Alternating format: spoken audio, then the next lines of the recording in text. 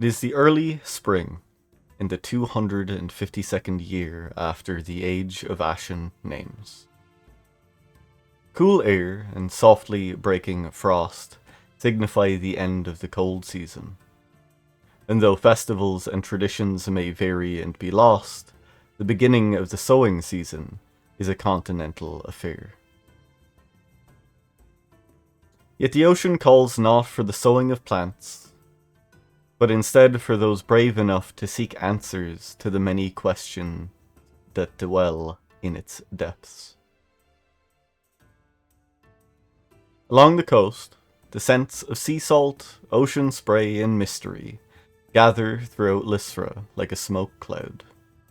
The careful conducting of the Marquis Saruman keeps a tenuous balance between the chitin-carved buildings of his city. And yet he paces his office. A visit is overdue.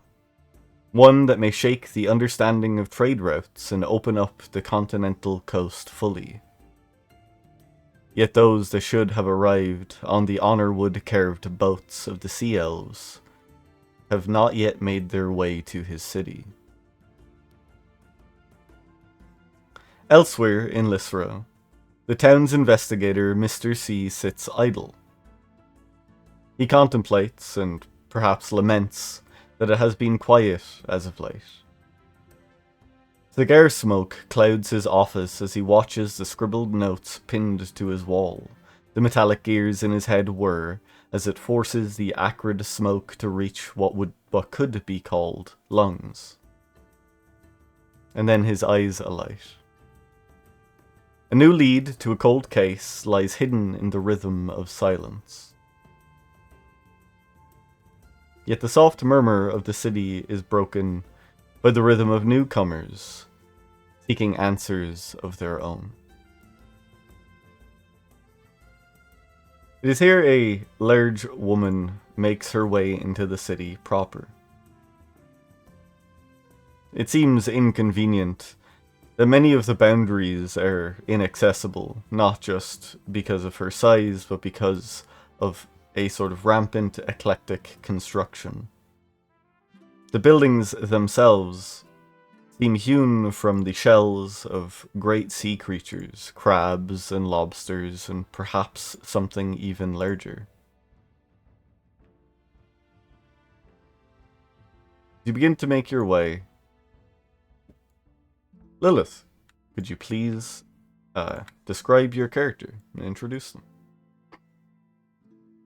Heyo, I am Lilith. I will be playing Ershu, and she is a large dragonborn lady who has the appearance of more like a frill-necked lizard than a traditional dragon, with large frills that she occasionally keeps pressed against her neck as not to upset or startle anyone. The city seems ill-equipped for one of my stature and size, but I suppose this marquee could not be hard to find, as Erishu will make her way slowly but with purpose towards her destination. The question is, where is that destination? Your footfalls land heavy. There are dock workers that sort of turn and look at you, a few who give a respectful nod, and other few who sort of have a mouth agape at the size that you are, almost 12 feet tall, even with the frills pressed against your neck. The note was strange. Your travel here was more one of a meandering sort, and it was a woman that stopped by your campsite at night that said the Marquis may want to speak to you. A little bird, she called herself, with no real, true introduction of name. As you mull over the possibilities with the many buildings ahead of you, a similarly odd woman begins to approach you. She has olive skin and bright eyes, pointed ears that of the sea elven variety. The markings along her body, the many, maybe tribal is the wrong term, but culturally significant tattoos indicating sea swirls and whirlpools and perhaps even the great beasts that the city of Lissrah is built out of the corpses of. She walks forward with a smile. Ah, hello. Good day to you, ma'am. Yes, I am here seeking a Maki. Perhaps yes. he is looking for work. Oh, he's, Or he's a curious man. He asks for those that are interesting. And, okay, I was told to look for a large lady, but I did not expect one so striking. My name is Minot. yes, good day. I am Ershu. She gives a little curtsy. Bows. If you, I can do it. if you, if you don't mind following me, I will show you the way. And don't mind the dock workers. They may look, but, well, you know. They're a tiring sort. I am used to stairs, yes. Rather rapidly, she approaches this building on the western end. It is larger than the others, and you can see between the chitin and carapace plates, there is constructions of wood and mortar and stone, making a larger townhouse area. She leads you inside, though you have to duck your head just a little. And the building interior holds a few studious individuals. It is hard to tell as they're bent double over desks and writing with quills dipped in ink. It seems very legislative and very contractual. Still, she leads you through, up the stairs, and towards a larger office area.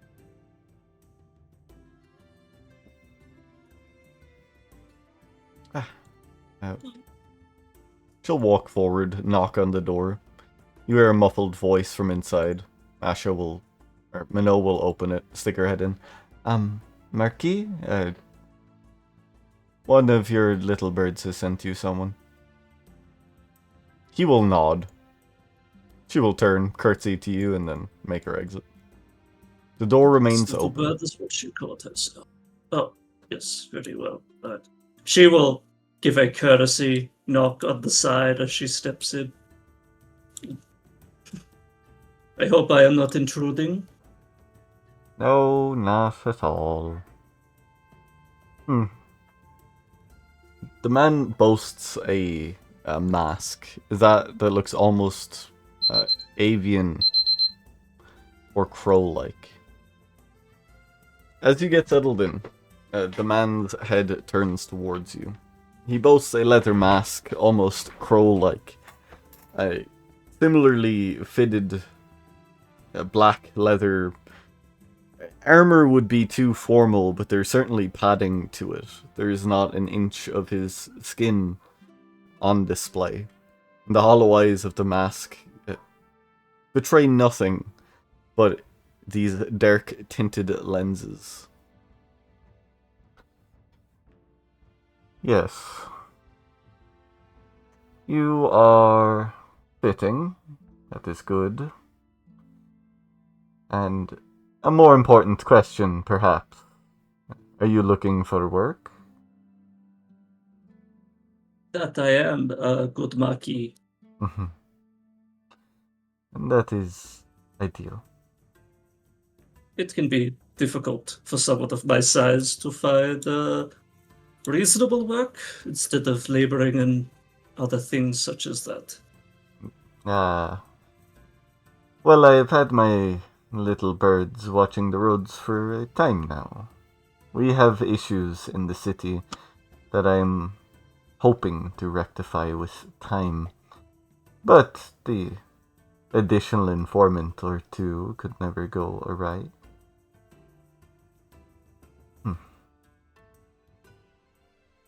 I will not beat around the bush, as they say. There is a suspected plot to remove me from my seat of office, one that is held by a lady known as Sora.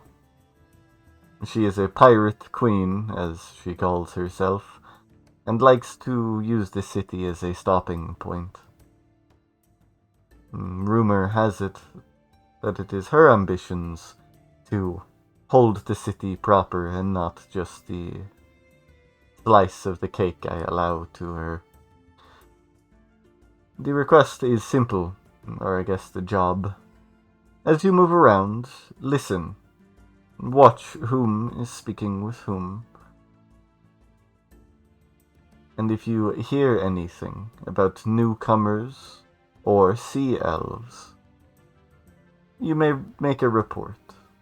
Minot can be found throughout the city, and a letter handed to her will always find my desk. Very well, it's just paying attention if anything is against you or mentions these sea elves. But I guess the pirates doing as well. Just let you know. Yes, that's simple. Rather straightforward. I do not intend to have others die on my behalf or take up arms in order to remove a problem. Admittedly, I am the one who has let it fester this long, so it would be wrong to remove hard-working individuals. He says somewhat sarcastically.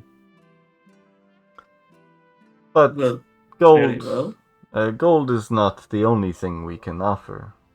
If you wish for arms or training,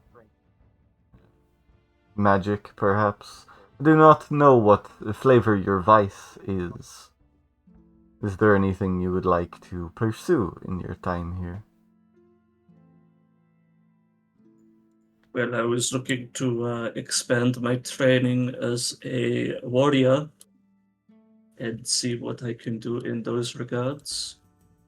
I was surprised to be that you were looking for informants, but it is something I can do.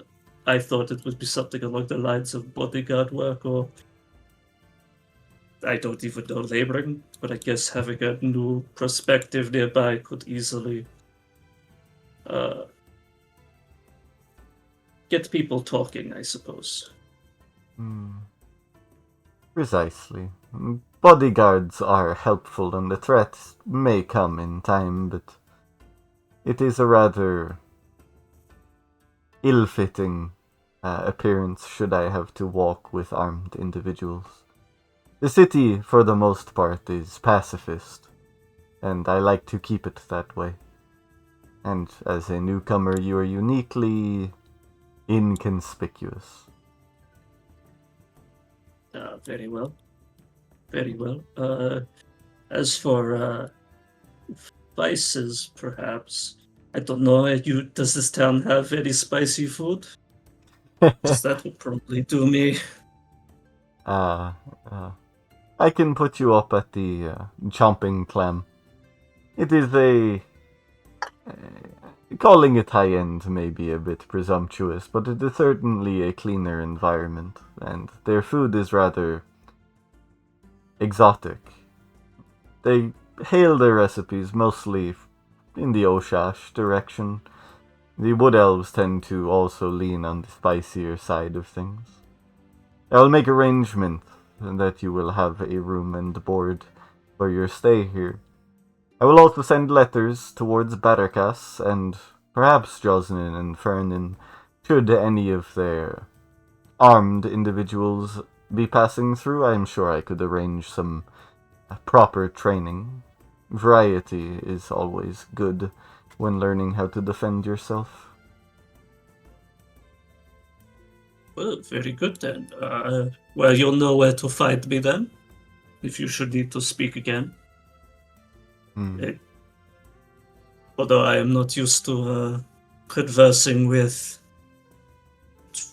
leadership, I suppose, or rather, of this scale. I mean, Formality is a wonderful shield to not fall into a ill-fitting environment. But in truth, I am just another man, one that my people have thankfully trusted up until now. Do not sweat it, I guess. well, I guess I will not then. Murky will lean forward. There is a creaking to the leather adornments that cover his body as he begins to write on a flat and blank piece of parchment. He signs it off, folds it over, and seals it with a waxen seal. Take this to Danis. Not Danis. Take this to Ranis. She will see to it that you are looked after. He will hand it over. Very well. I will take this letter and meet with this Ranis, yes? I Yes. didn't quite hear the name, sorry. Ranis. And do not mind her husband. He is, the colloquial term would be an asshole. But he should not give you any bother. Very well then. I shall leave you to your business then. It was good meeting you, sir. I don't think I got your full name. Marquis Sermon. Marquis Sermon. Very good, very good. As if making a mental note. Mm-hmm. Man nods and she returns will- to his work. Stands up, does a slight bow again. Oh, I've used press again. Turns away. And will make her way out before closing the door. Assuming that's it. And then what he wanted, and then she will make her way back out to the streets to go see this random individual. The city streets open to you. The passers-by that had been gawking as you walked up towards the Marquis' home seem to have stopped. You get the impression that Minot likely gave them a talking to being so close to the Marquis' residence. Towards the north, you can spy a few hanging signs, the like that would indicate stores and the chomping clam itself. Very well. Oh. Music got a little intense in there.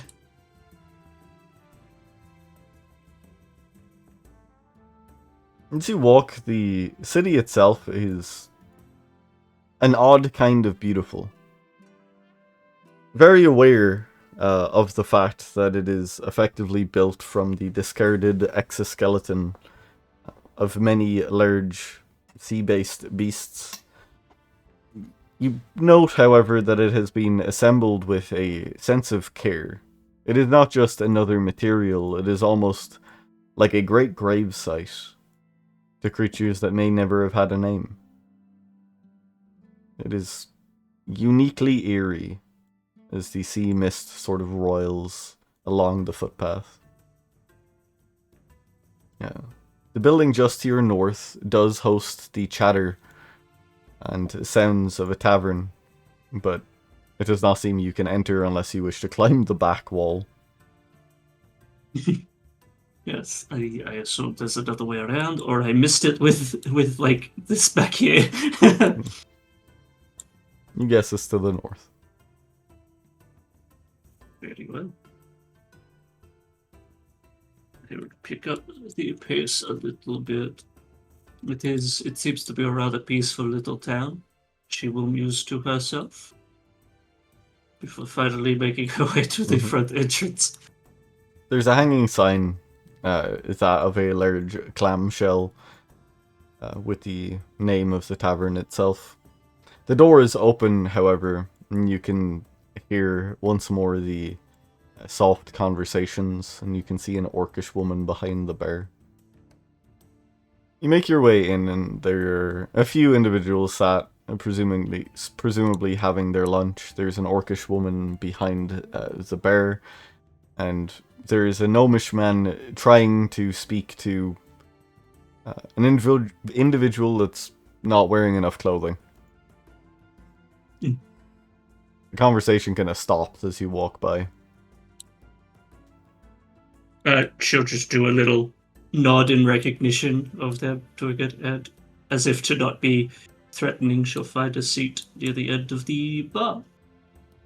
The orcish woman looks up at you and kind of approaches that end and goes, "Oh yeah, what can I get for you?" Well, an introduction to begin with, and she'll pull out the letter and say, the Marquis sent me, and I am assuming you are Rannis? She'll take it. She looks at the seal. She doesn't even crack it. She slides the letter underneath the bear top in front of her. Yeah. Name's Rannis. Own the place. We do food. This'll probably cover you for the month, give or take. Whatever the Marquis needs. I mean, listen, he pays a pretty penny. I ain't got a problem with that. Very good. I was just here for a good meal. I did not expect it to be covering a month of time, but I will not turn down the gift horse. I mean, he's more crow-shaped than horse-shaped, but I get the turn of phrase. Dinner's usually in about 2 hours from now, about 4 p.m. Very well. So if you need, we got breads and ales and wines. Kind of pick your poison. It goes on his tab anyway. Don't matter to me. Okay. Very well. I will take a loaf of bread and some ale then, if you can spare it. Of course we can. She'll walk back, kick the kitchen door open. You watch a red-headed man sort of startle. He goes, I got you. Honey, I have asked that you not do that. Yeah. We need some bread. Okay. He'll reach onto the table and pull off a pretty much a whole loaf of bread that still has the soft steam as if it's just been pulled from an oven. He slowly walks forward, hands it to her, and she goes, thank you. She will turn around and ignore him. He looks at you with daggers in his eyes and then disappears behind the doorway.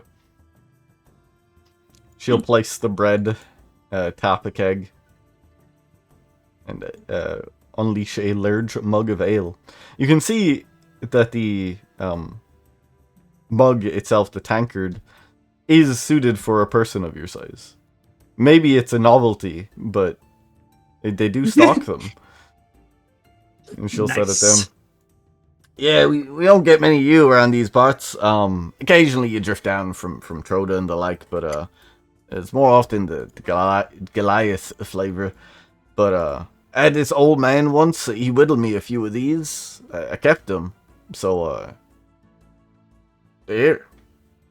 Pop it up on the table. Yes, very good. Very considerate. And she'll basically start tearing chunks off of the bread and enjoy herself for a little bit. Approaching from the east, after separating with their family, two individuals walk careful steps towards the sea breeze and bustle of the city of Lissrah. First of the two, Cal, would you like to introduce your character, give a little description? Yes, I'm Kiggs. I'll be playing Cal. He is a blue orc, has his tinker's tools around his belt, walking with his staff, and under his robe, attached to like a leather holster strap, is a book. And as he's approaching the town, he's looking a little rough and ragged as he's not used to this much movement, because he's more of a recluse type, sticking very close to home. Mm-hmm. Alongside you, Flahin. You introduce yourself, describe your character.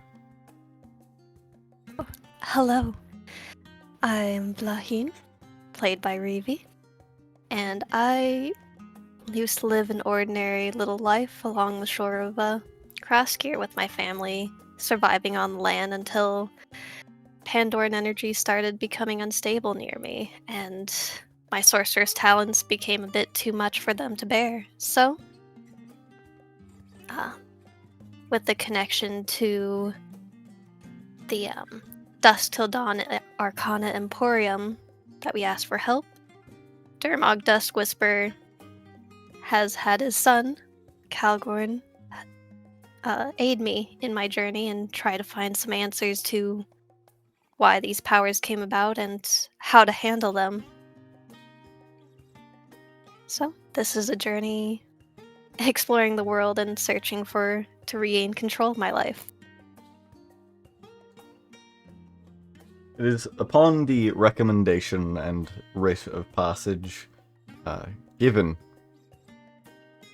by Dermog Dusk Whisper that you are to seek out a old classmate, or perhaps just academy peer of his, named Ertho Manoir, who is said to have set up within the city of Lissrah, particularly within its library, as he is seeking the answers to an arcane puzzle all of his own. So it seems your destination should be the library. The streets are not particularly empty, but not overly full, as you notice the majority of the population are getting on and off of boats, unloading cargo, or setting out in small fishing vessels to prepare their to catch their dinner for the day.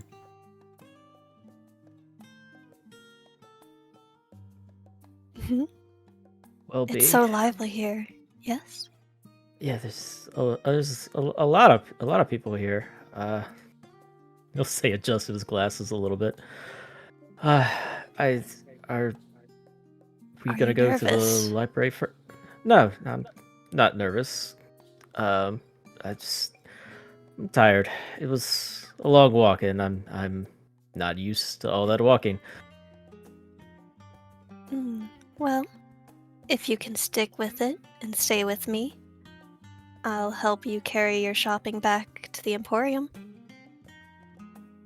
I seem to travel a little bit better. Splaheen brushes off the travel dust from her dress and pins back her hair. Yeah, I could use the help, and you can tell from his backpack and satchel that he has that he is well close to just being at the breaking point, because he has like the hunch from the backpack being too heavy, so he's hunching forward so it doesn't just flip him back. I think I carried one too many supplies, but let's see if we can find Arthur at the library. Okay, well, if you lead on. I don't really know where I'm going. I don't either. Maybe we should. Maybe you should ask somebody where the library is. All right. Splaheen takes in the steps. A nice smile as she takes in the sunshine and the sea breeze. Keeps an eye out for someone who has a moment to spare to ask. It takes a second. You're sort of watching these people at least attempt to appear busy before the wall just to the south of you reveals a man who has sort of ducked his head down a little bit. You see his face, and most of his head is covered, but there's a thin plume of smoke as it seems he is attempting to secure a smoke break.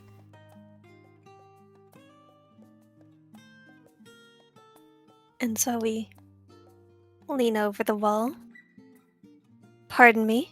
Oh, hello? Sorry. Hello.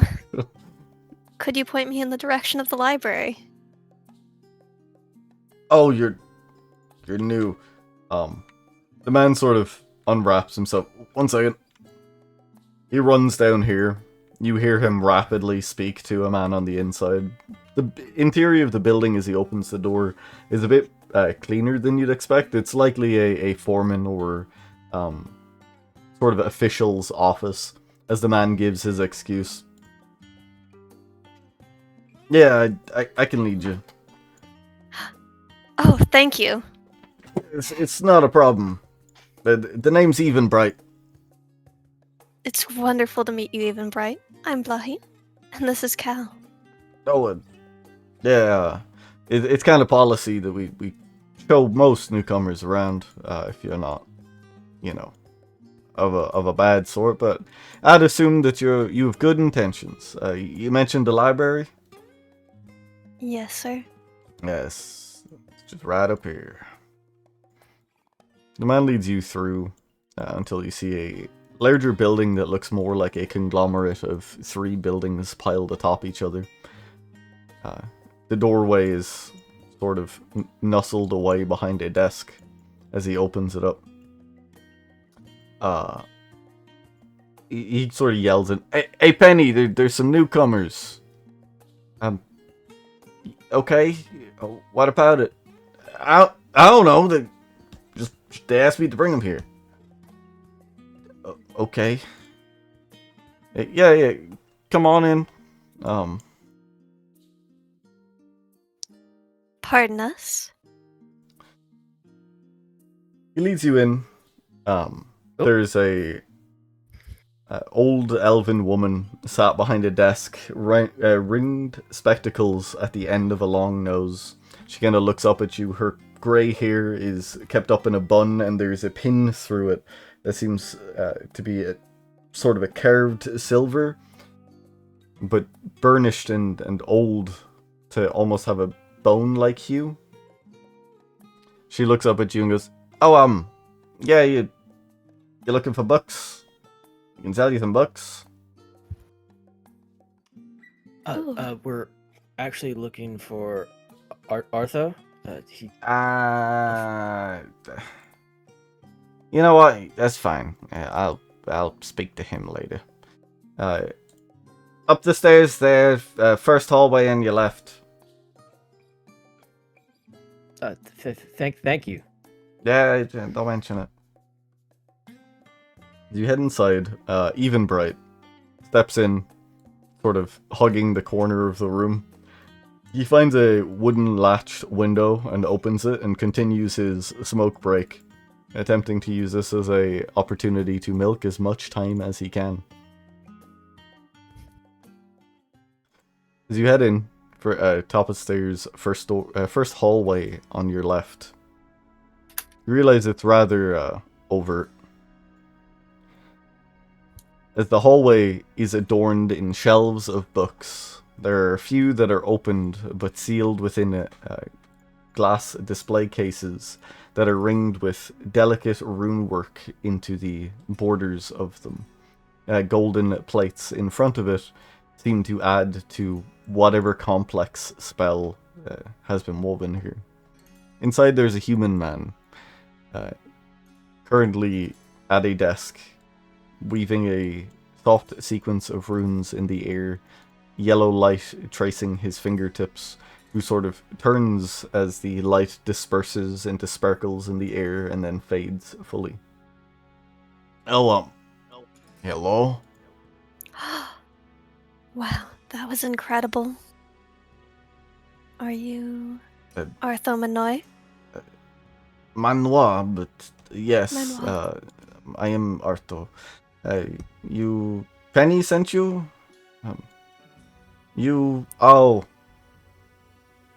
He gets real close to Cal, like in his face, and is like looking at his facial structure. Hello? You... Dermog Dusk Whisper sent us, actually. That is, you his son? Yeah, he's my dad. He'll step back. Fine. You looking for scrolls, tutelage? I mean, your father flunked many classes, so I would not be surprised. I am Arthur Manois, as you know. What do you need?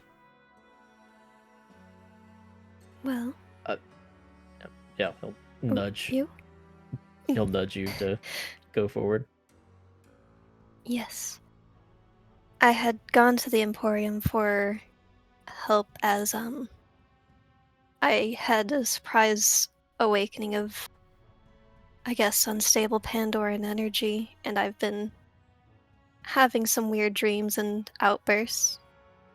Cal and such have been helping me to bring it in control.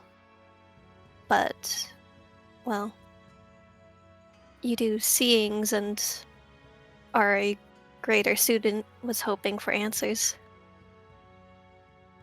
I mean, it makes sense.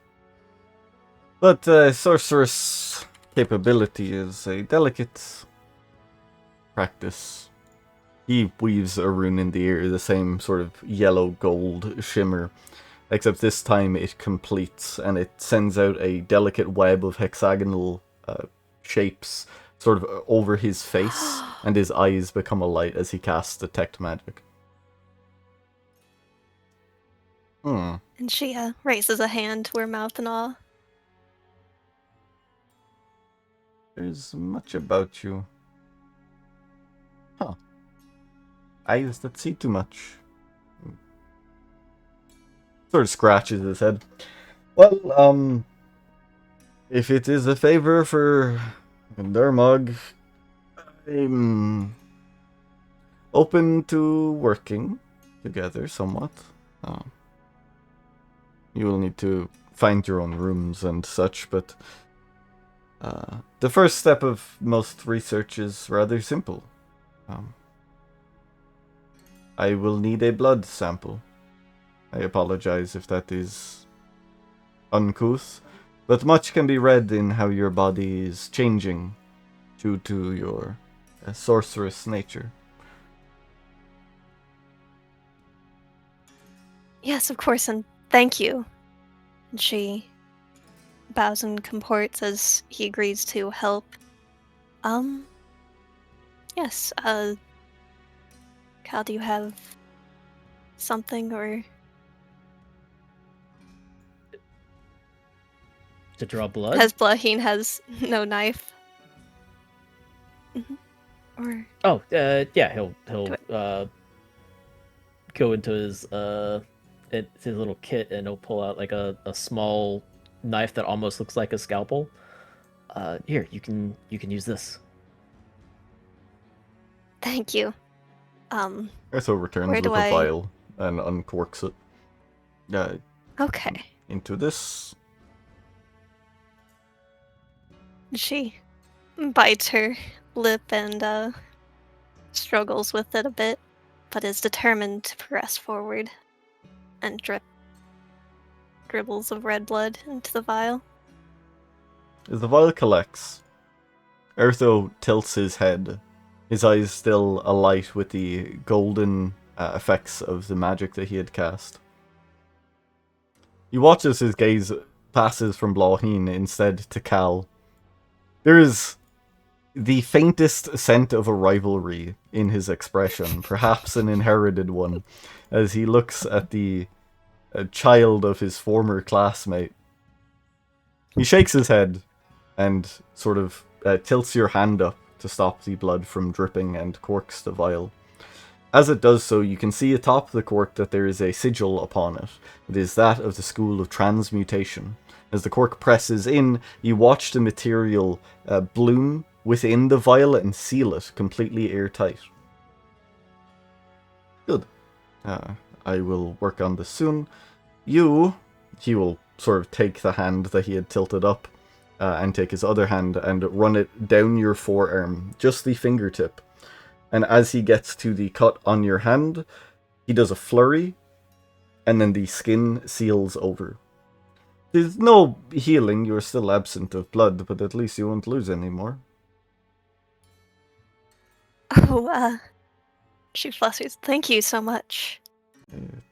It is what it is. You know, Dermog is a funny man. To have sent you my way without so much as a courier message, a scroll, you know? Oh, Yeah, sorry, I got distracted by the rune work. Amazing, by the way. I would love a closer look sometime. But here you go, and he'll pass him the letter. He'll take it off you, unseal the wax seal on it, fold it open, and sort of scan it.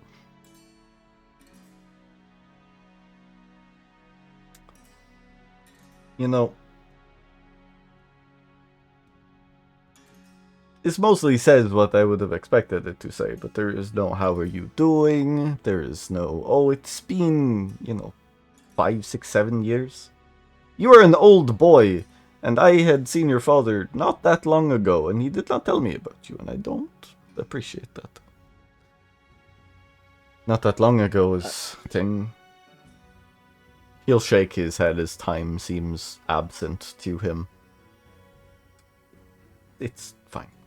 I can teach both of you as long as you are open to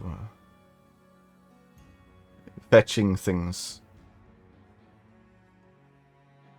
oh, that's perfect. We were planning on going to the market for one of Cal's projects anyway.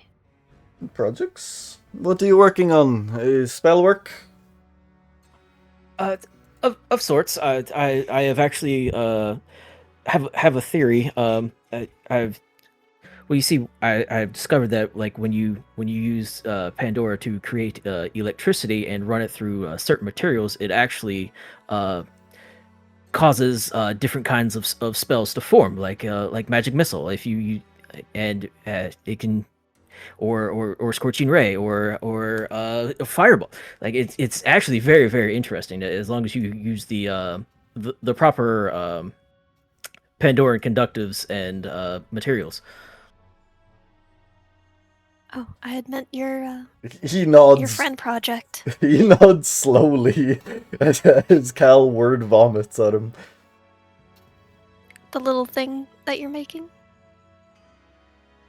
Oh, that! Oh no, that's not anywhere near ready yet. He'll kind of say, like put his hand over his satchel. That's still a long way away. But in time, yes. He's working on a neat little magical object that hopefully we can get some of the materials for in the city. Oh. You, enchanter? Of sorts. I've mostly I've been working on constructs and small golems. Ah, I see. Well, construction and enchanting and ruined work are all very interwoven. You will not find your time here easy.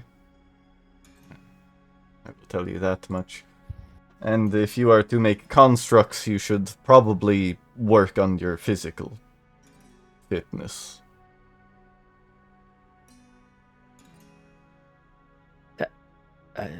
If you say so, yeah, I can do push-ups, and he'll. No, not here. Well, I mean, not right We'll now, work yeah. on it on but our own time. Is there something in particular you want for us to keep an eye out for as we shop? No, probably not. I'm busy trying to decipher a scroll at the moment. A third tier spell, but I am not likely making much headway. The markets are helpful here. You would be best suited to finding a man named Marinara.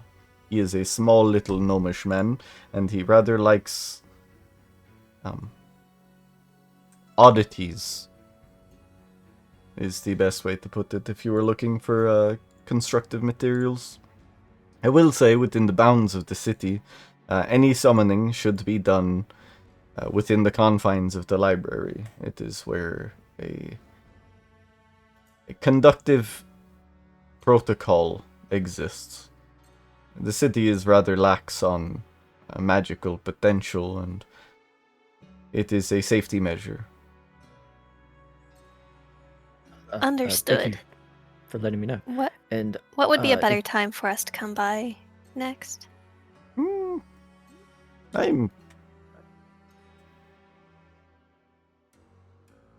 He sort of tilts his head. He lifts the vial of blood, looking at it.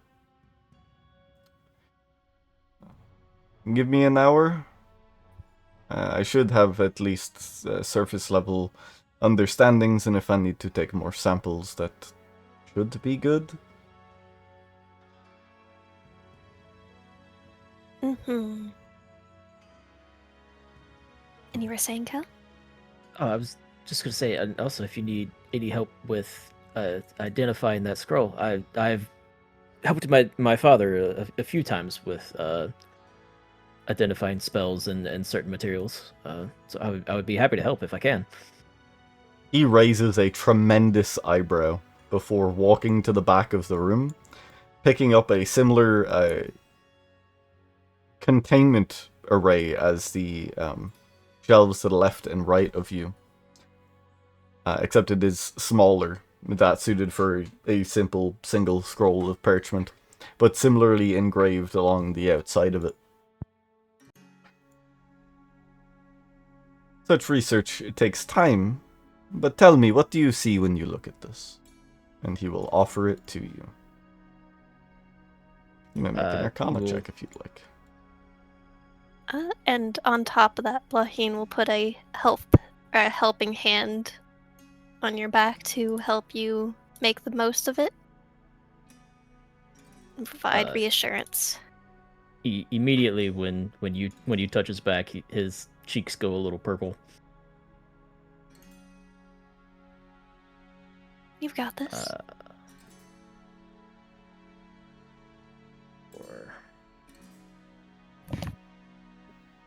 Oh my god, that's The scroll It's a tier 3 spell. We rolled a 3. I mean, Brilliant. Yeah.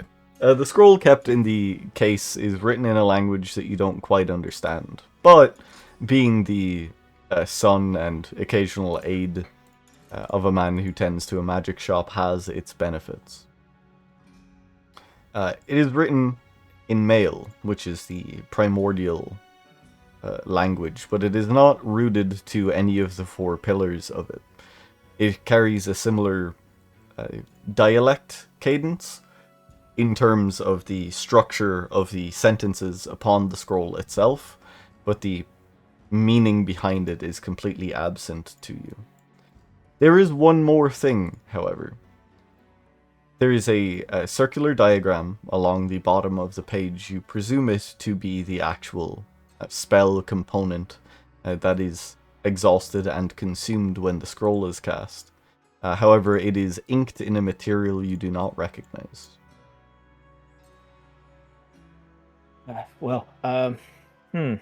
It's written in Male and not a language I'm very familiar with. And this spell component down here in the corner looks to be. I'm sorry, I'm a little nervous. Maybe if I had more time with it, I could get you more information on it. May I? I know a couple of letters, just the Aquan end of Male. Eartha doesn't have a problem with that. Yeah, they'll hand it to you. Am I able to catch any letters or words knowing? Because if I understand correctly, Male comes from Aquan, Terran, Ignan, Orin. It is the conglomerate of those languages and likely the root of each of them. First off, roll me an Arcana check. because the literal dear. meaning of words and their intent are two different things. That is still better than what Cal rolled. Which is funny. Cool. The words you're able to pick out of the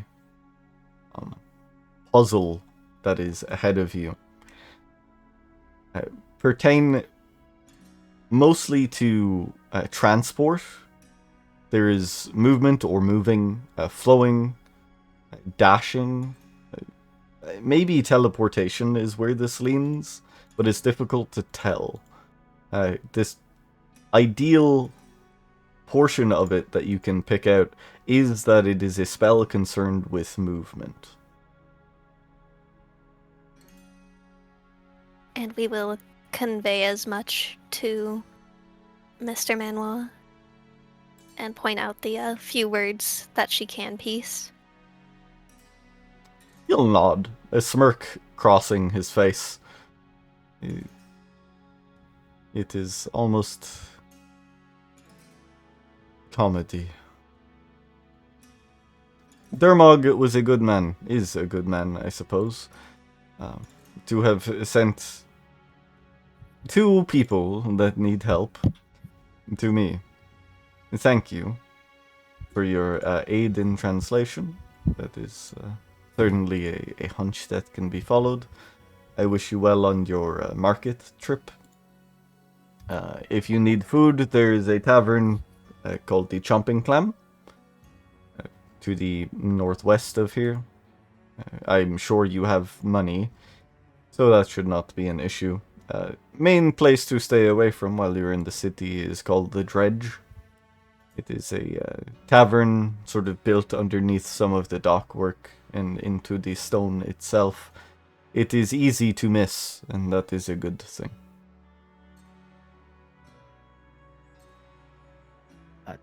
Thank you for the tip.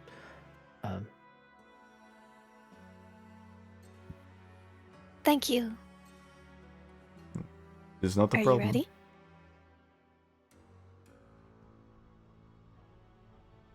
I think we made him pretty happy. And we just need to keep occupied for a little bit before coming back. He'll scratch his head. Well, glad you think that went well. That was just Yes. embarrassing. Come on, I'm very tired and I need to get off my feet. I have not stood up this long, ever, actually. I guess we'll go to the tavern then.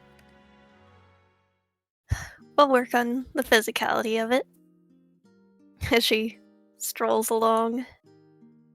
No, the test wasn't for you to show an answer, show how you approach a problem, right?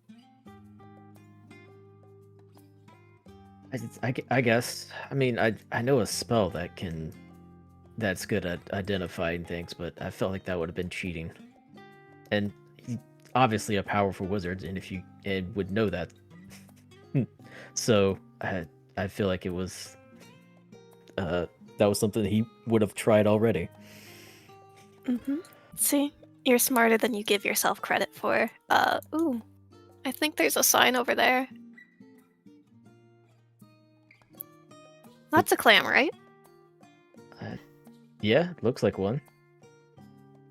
As the two make their way towards the tavern, there was another newcomer to enter the city not too long ago, boasting a similar destination, who seems to have arrived just a little bit before them.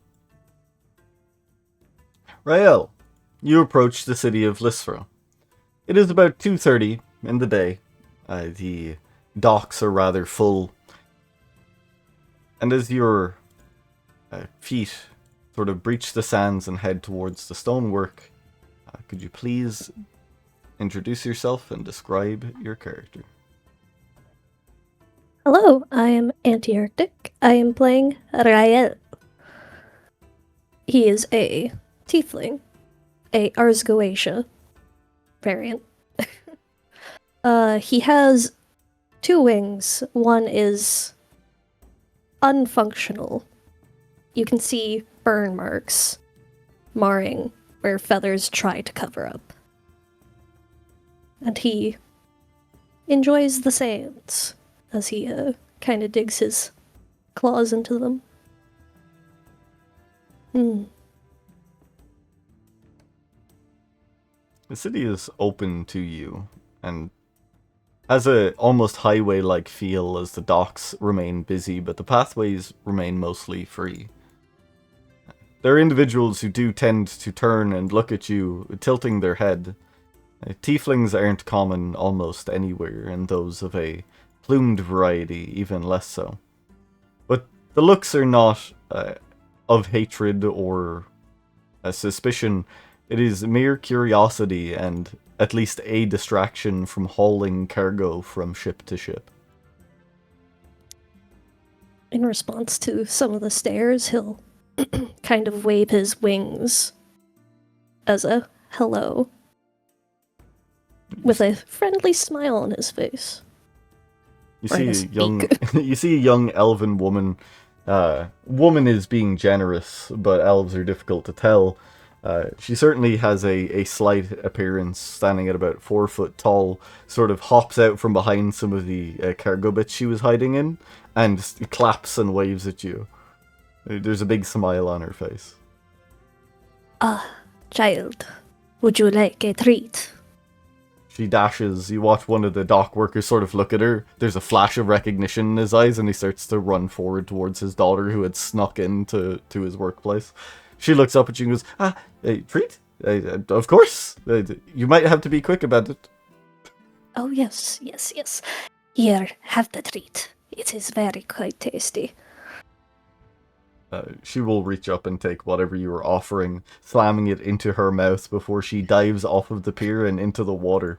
An elven man, sort of breathing heavily, stops in front of you and goes, You know, I welcome to the city. Maybe don't feed random children whatever you just gave her. The cookie. Would you like one? He rubs at his eyes. What is it? A cookie. A flour and sugar and Sweet bread. some sweet bits in it. Sure. Please. Here you go. Enjoy. He'll nibble at I the quite cookie. like the cooking. He'll nibble at it. You see crumbs kind of falling. He wipes his face. Welcome. Have a good day. He will set the cookie down and sort of take off his jacket and cover the cookie with his jacket. He watches his eyes sort of flash. You realize that the midday sun dulls the hue of it somewhat, but his eyes are rather bright, almost emitting light as they cast shadows along his eyelashes and down his face, as he too sprints along the pier and dives into the water after his daughter. Oh. Very interesting. Well, hopefully he finds his kid soon. And off I go. The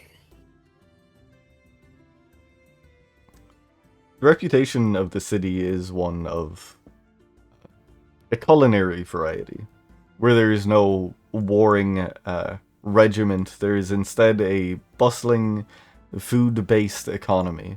The chomping clam being at the forefront of it, but there are rumor of stalls coming in attempting to overthrow the queen of cooking that Rannis has seemingly earned the title of.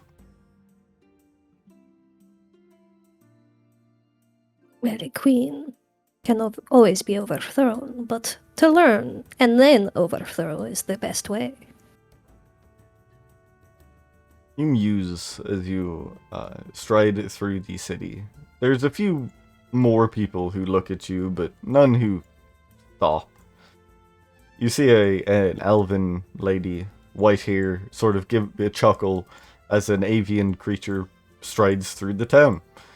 The humor is lost on you as you have not yet heard the rumors of Marquis Ceremon's little birds, but that lady seemed to get quite the chuckle out of it.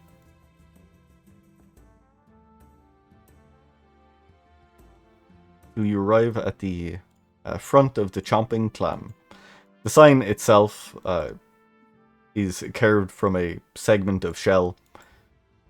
And the door is open. You can smell the scents of spiced meats, primarily wafting through the door.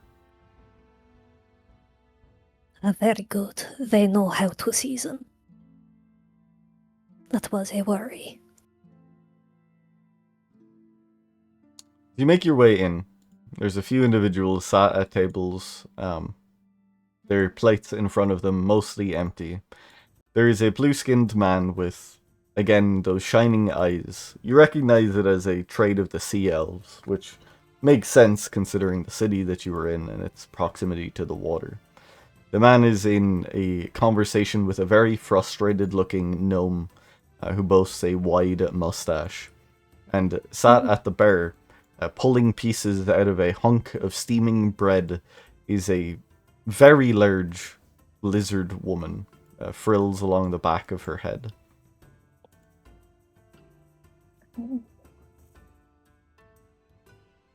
He will make his way to the pretty dragon lady, or pretty scaled lady. Your scales, they're very pretty. Well, What do you use to shine them? Mostly just water. Hey, hello, little one. It's like half fistfuls of bread. Just having a snack after a long journey. I do not really maintain my scales. They just are as they are. I just, clean myself occasionally, and that is all good. Well, maybe you could do for more, even more skincare. My mother did many brews for making feathers shiny, and others for scales and such shiny and glossy.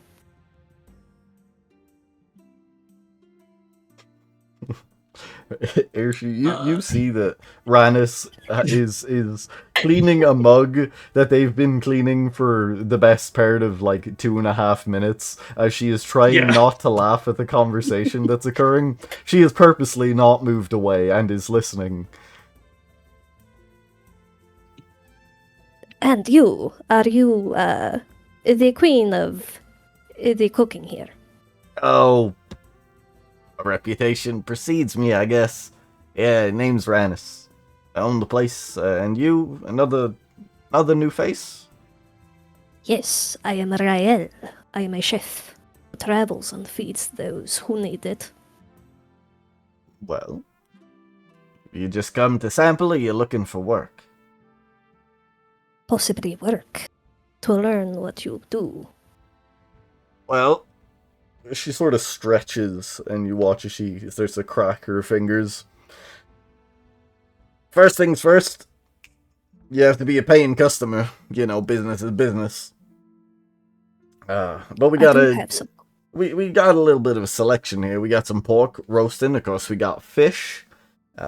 Ain't got no chickens at the moment, unfortunately. What you want? Seeing as we are by the sea, some fish. Hey, she shouts into the back room. The door hasn't closed properly yet. Hey, it's Sven. Yup. Mama's gotta get to work.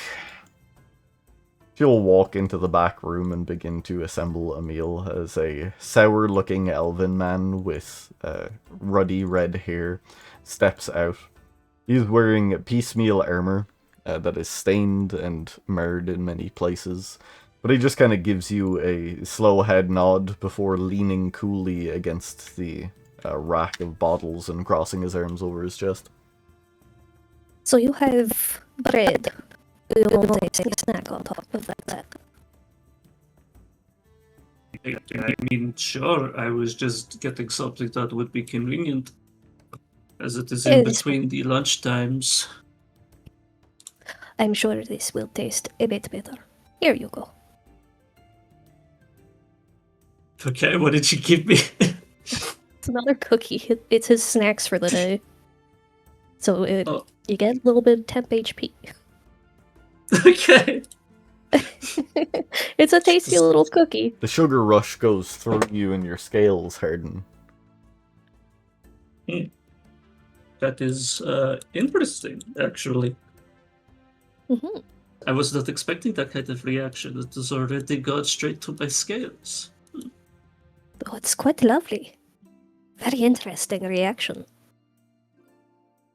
I should point out that she eats it in the equivalent of like a single bite. It would make Just like- sense. Nom.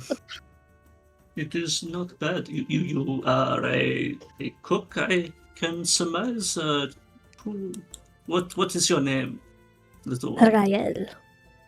And what is Rael. yours, beautiful, scared lady?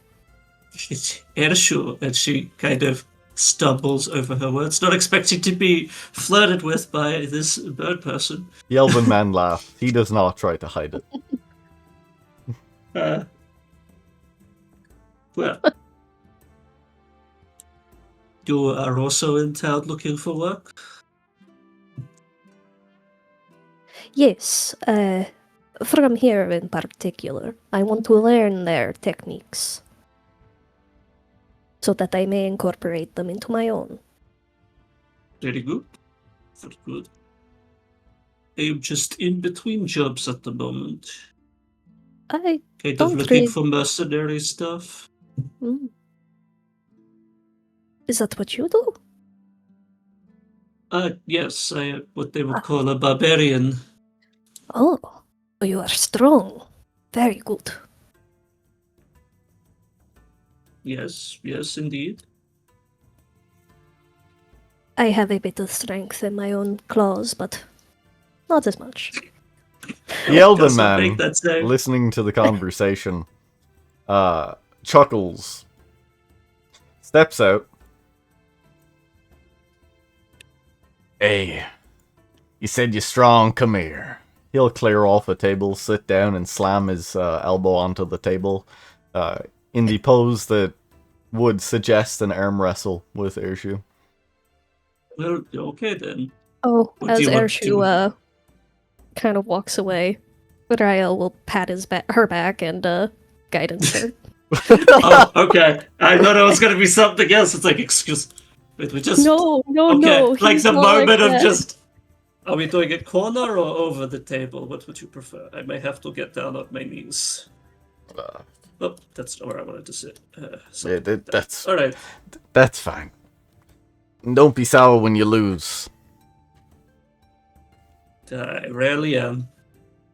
He will clasp your outstretched hand. You can see his nails are rather well maintained, and almost not to a point, but there's certainly a firm tip towards the end of them.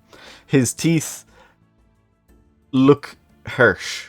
Not in the way that the wood elves traditionally are, where they are almost entirely feline-like fangs. It is almost a hybridization of them, the wider teeth with only some of them coming to a point.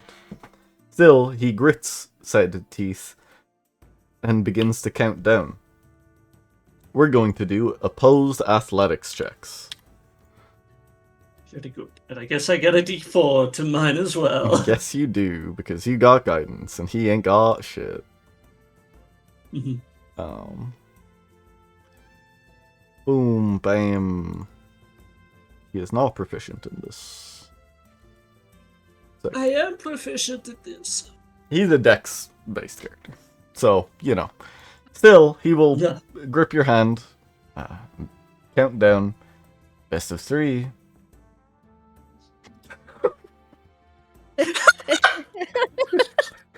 Jesus. With Fair. an almost comedic I didn't even do the effect. guidance. Yeah, I know. Hold on. Sure, see if you max Whoop. roll it. Okay. Oh no, not quite. With an almost comedic effect, the man buries his elbow into a divot on the table. You can see the planks aren't firmly aligned, so he kind of has the slightest bit of leverage, and perhaps that is the cocky angle that he had thought he had been playing. Except a cocky angle doesn't change the fact that you are dramatically larger than him, and most of his actual combat capabilities is in his speed and not his raw strength. There is a resounding thud as you leverage his hand onto the wooden planks, even dislodging the plank that had been a little bit jagged with the others, and the man's face falls. Oh, my apologies. I did not expect. A good round. Do you want to go again? She can't help but laugh a little bit. He sucks his teeth. You can see that the gritting of them has left pin-like hemorrhages along his lips as he was gritting harshly in the attempt to combat your strength.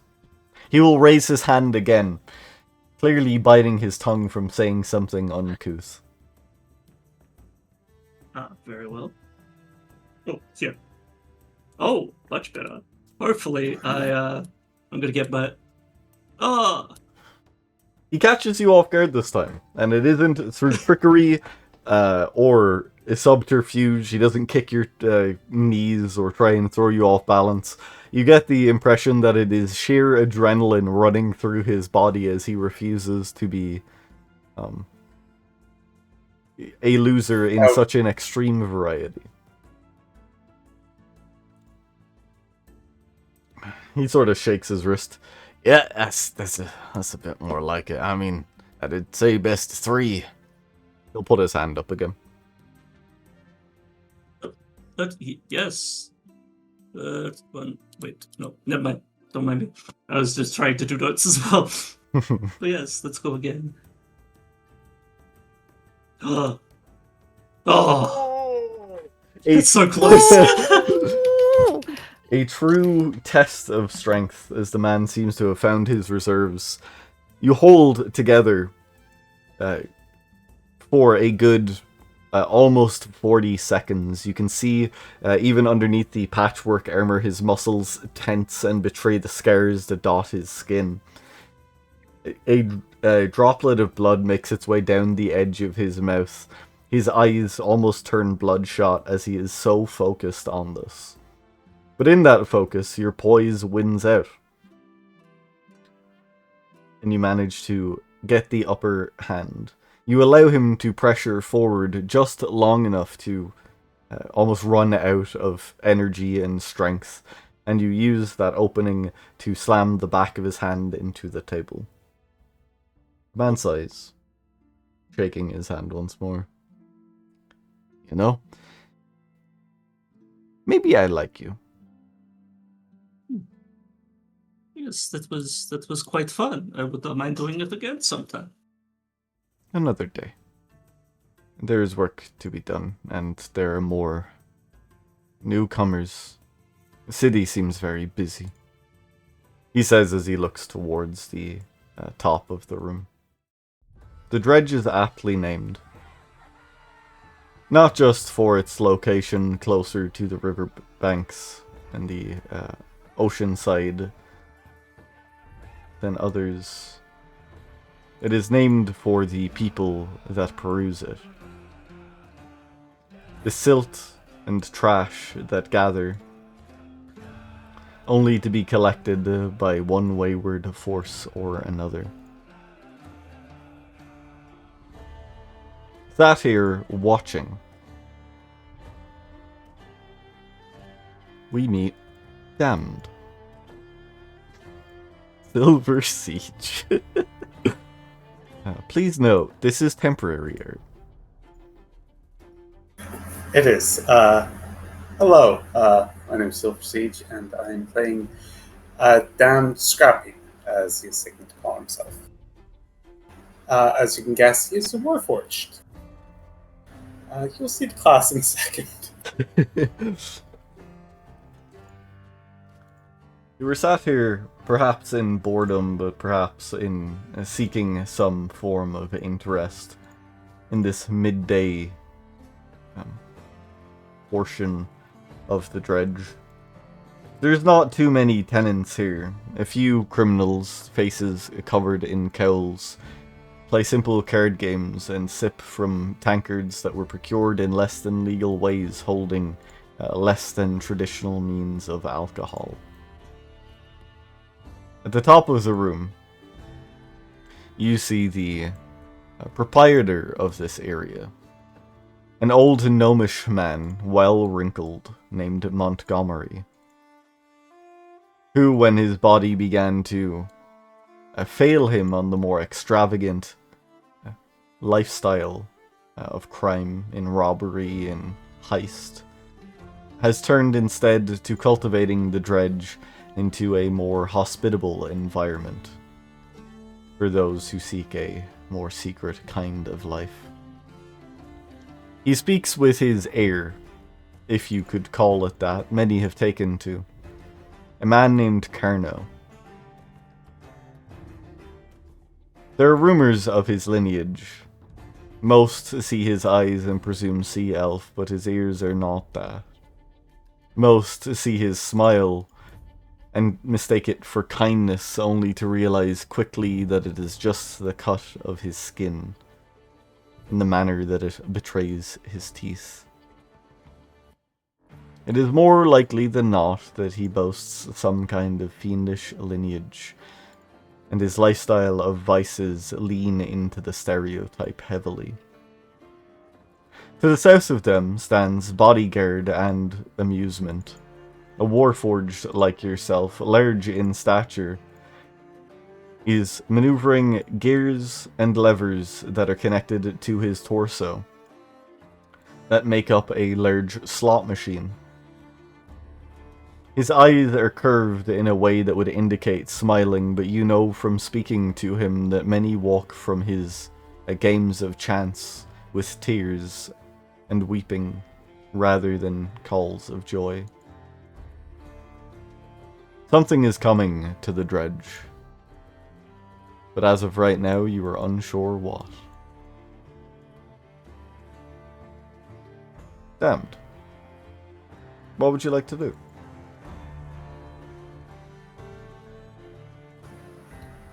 Down would probably be more focused on the people around, like anyone who's trying to keep themselves obscured for good reason. More particularly if they're in sort of the obvious hiding places around the dredge. Be keeping an eye out mostly. Keeping an eye out for those that would be trying to conceal their presence. There's not a lot that leaps out at you. There are the usual suspects who have found a dark corner to indulge in the more particular vices rather than alcohol. Individuals taking tabs of parchment that is enchanted and dipped in alchemical mixtures known as veil shade, lay in the darkness with their eyes open wide, seeing visions that only they do. You spot another man, a syringe in his hand as he buries the cold metal into his arm, releasing whisper vine resin into his bloodstream. He runs along the scaffolding underneath the construction of the city and the docks itself and into the darkness. There does not seem to be many whom are hiding their presence for purposes other than indulging in these facets of life. Something odd does stand out to you as you look, though. Naren One Eye frequents the dredge around this time of day. It is often where he gets his own stash to lead and sell up on the surface. But he is notably absent. Is there any of his kind around here, or anyone who I would know to be a associate with him? Either sitting around or possibly getting zonked out of their minds on the ground. On the table to the west of you is a a frequent buyer and ambitious to-be seller.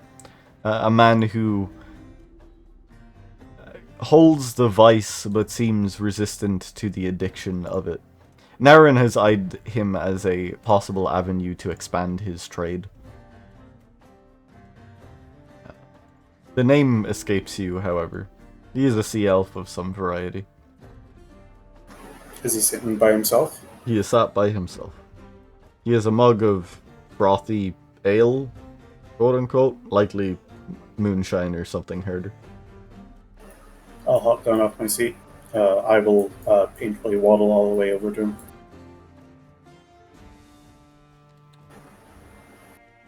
The man looks at you, his eyes somewhat unfocused. Yeah. Wow, that beer must be terrible. He will blink, sip from it. Yeah. Yeah, well, maybe your man can learn how to brew better. Or at least stop using rat pests to sort of filter out everything. Weird question. He'll set the mug down. Or maybe he stopped using rat pests to filter everything out. I'm not sure. I don't really drink. Anyway, is it weird that Naren has not been here yet? He's like clockwork. The man squints a little bit. Yeah. He's due, I guess. Why, you meeting with him too? Little guy gonna become a seller? No. He's here to keep an eye out. You know, extra set of eyes. More out of curiosity more than business acumen. You find yourself bored? Is that it? Oh, I'm fucking bored out of my mind. If I had a brain, I would have already blown it out by now.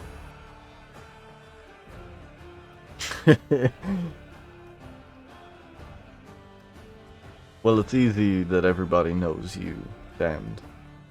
But my name is Yellowkite. Ah, nice to meet you, Yellowkite. It'd be kind of weird to introduce myself again, so I just will nod. Yeah. Listen, you keep an extra set of eyes. Depends who those eyes are looking for. You got an employer now? You got a new boss, new chief?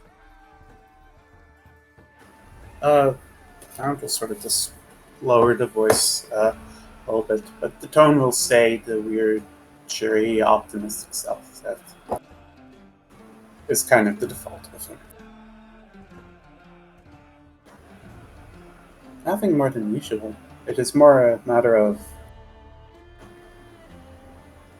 I have nothing to offer them, so I'm just branching around. You know, eye in every street corner, finger in every pie, a cuck in every chair. That beginning. The man chuckles to himself. No. Naren could always use extra eyes. There's something big coming, supposedly. But I don't know. City's too cold. Even Mr. C's been absent, at least not pursuing any leads. I kinda miss the old fuck sniffing around. It is strange. The times will change. Maybe I could consider Naren, but considering our last experience as not a good one. I.e., the kind of person who couldn't afford to pay for sex with a 2-for-1 coupon. Not to speak bad of him, even though I'd love to, but Either way, this is getting very awkward. Try your meeting, Yellow Kite. Sure. Oh, and he might be using boar piss instead of rat piss now. From what I've heard, it has given a more robust flavor. He will overtly take the mug and pour it out on the table to one of the drainage ditches that carry the liquids off into the water.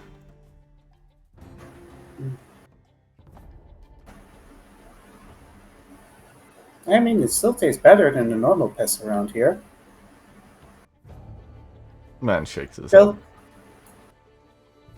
nothing to be. I'll head back to my stool.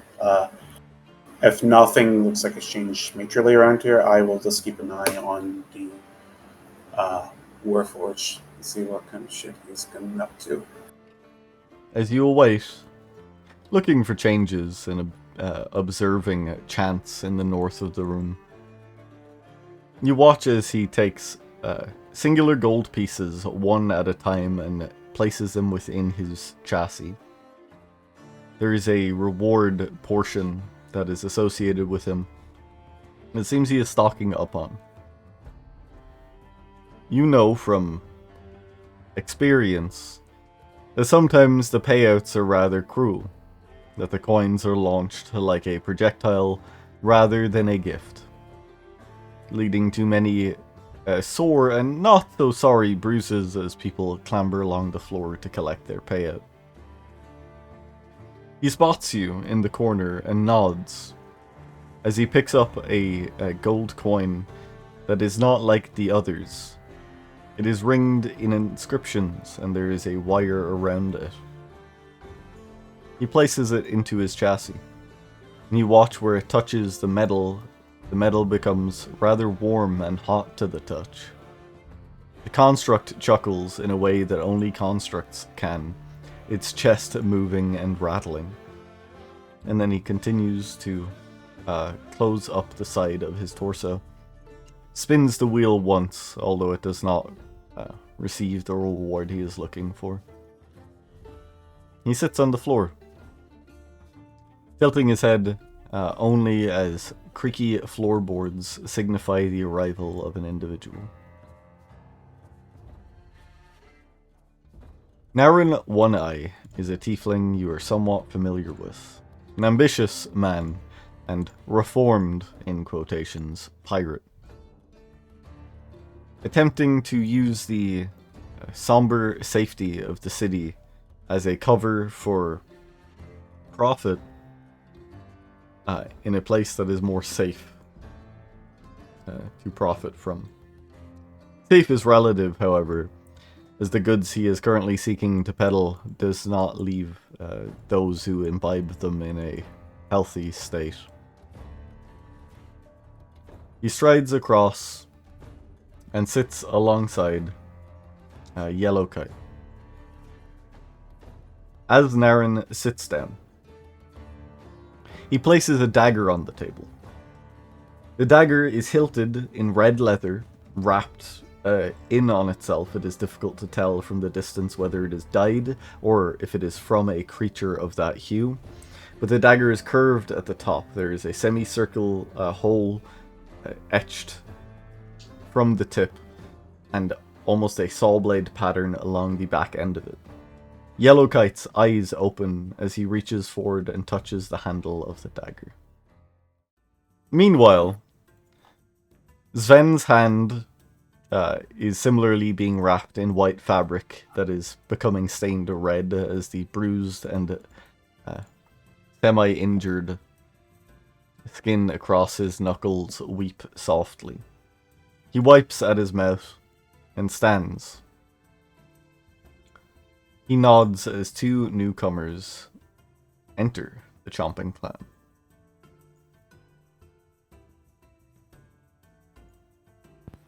Cal and Blaheen. You notice that those around are beginning to stand and get ready to leave. However, have stopped and are staring at what might have been a competition or a tense exchange, as there is a dirty-looking redhead man wiping blood from his mouth, and a large dragonborn lady stood across from him.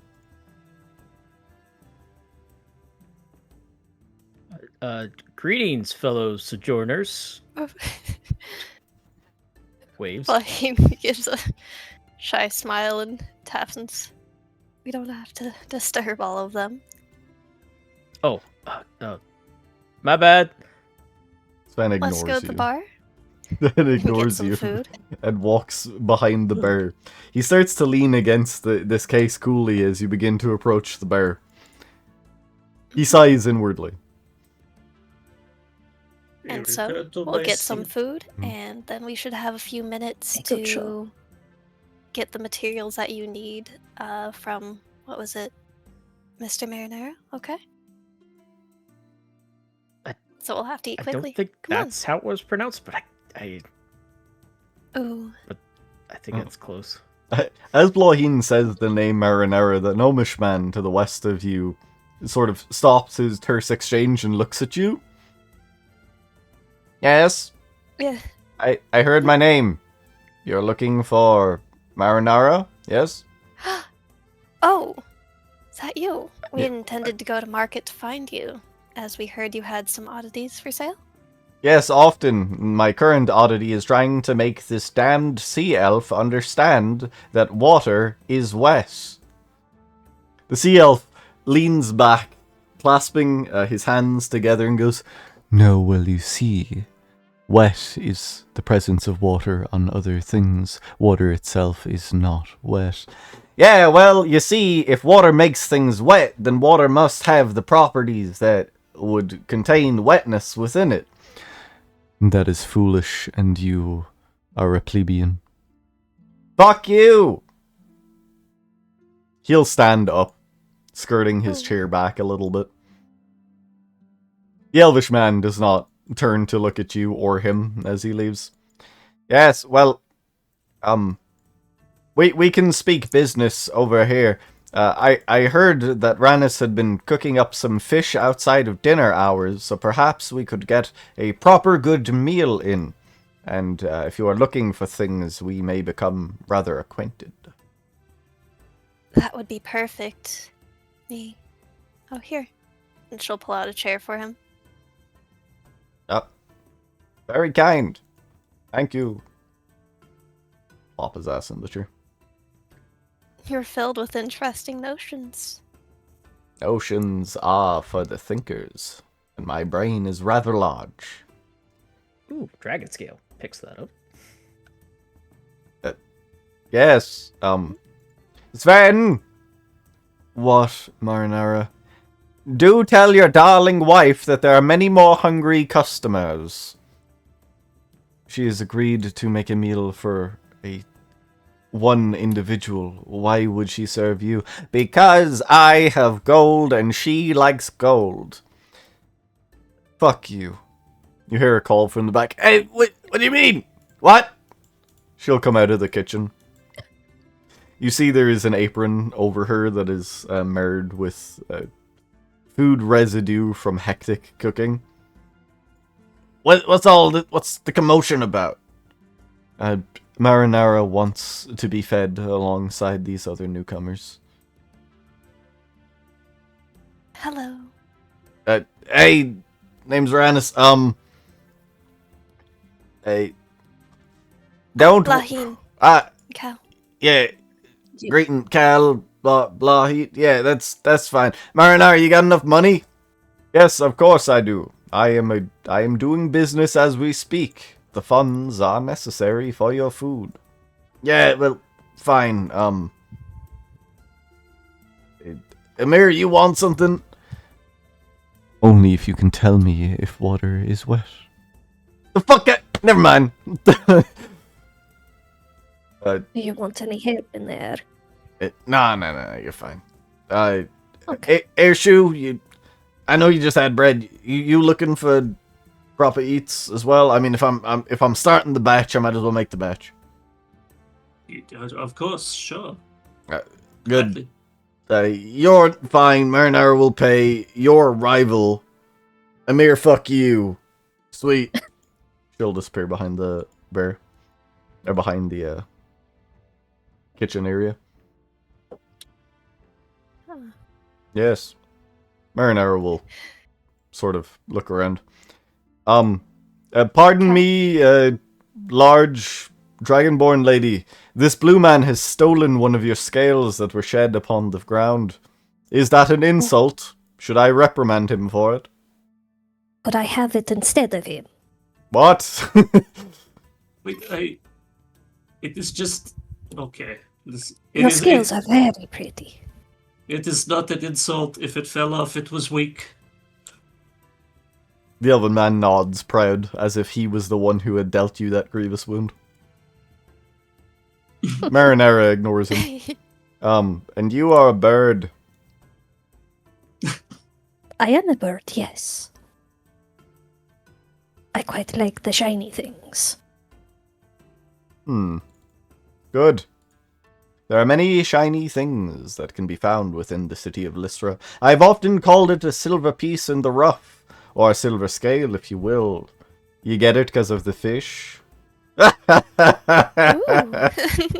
He'll slap the table.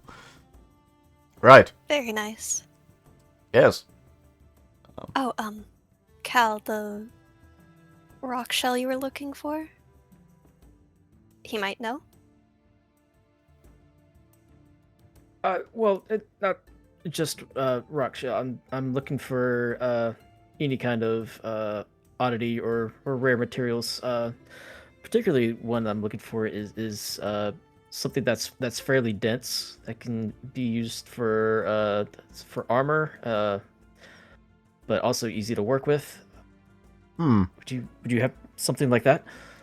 The city is pretty rich in chitinous hides that have been reworked downwards. They are exoskeletal in nature. Do you have a color preference? I could get you one in hot pink. I don't think pink is necessarily my color. Maybe something red or black or blue. Boring. I understand it.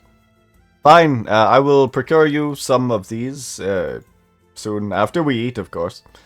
And you may peruse. It is rather cheap in the city. If you're looking for things of a more metallic variety, they do come in that shade, but are a touch more expensive. It is posited that the sea creatures that dwell down in the deepest depths of the dark, in fact, consume the ambient metallic nature that has been diffused within the water and reinforce their hides with it. As such, the material has a rather bounteous harvest should you learn how to diffuse the metals from it. Very interesting. Yes. Did you know that there's a rare genetic mutation that means that some of the red lobsters can come up blue? I did not. That Congratulations. Is most intriguing. I have learned you a thing this day, Cal. What is the source of these mutations? I've been looking a little bit into these sorts of odd happenings that can happen spontaneously. I don't know. I'm not a biologist, I just collect things. Facts are a fun thing, and, well, I suppose I could try and figure it out, but... Amir slowly turns his head and goes, "It is a sequencing error in the fact they do not produce some colors. It is posited by those of the deep that certain pools hold the different consistencies, and a wayward lobster often finds himself seeded with a child of the native denizens, and that child takes a blue hue." Fuck you, Amir. I'm just answering the question. Well, I wouldn't believe that, Miss Bloyen. He is a blackguard and a fool. Amir slowly turns around again, like away It's from a you. little difficult to understand, but I don't think he's lying. No, As but- she sort of puzzles, but doesn't have the basis to understand these deeper, high technical descriptions. Yes. You are just as well off to wonder why that tiefling is a bird. You know, some things just happen that way. It's the joy of My life. parents are birds. What? My parents, they are birds as well. See, that is another oddity.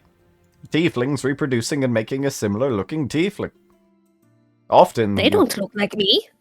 What? You said they were birds! They are birds, yes. The They are man- different types of birds. I- Not to make assumptions. Do you mean literal birds? No, Figurative birds, then.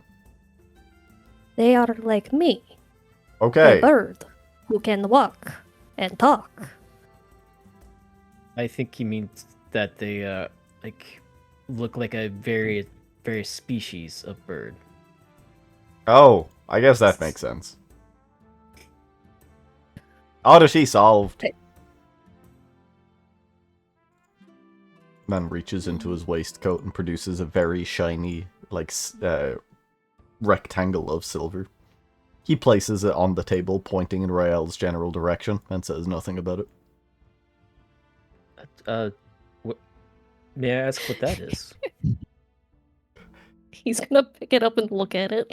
As you ask the question, as you pick it up, he leans over to Blaheen and says, "You see, males, due to a genetic mutation known as way too fucking curious about nonsense, you could capture their attention with something as simple as a polished silver piece."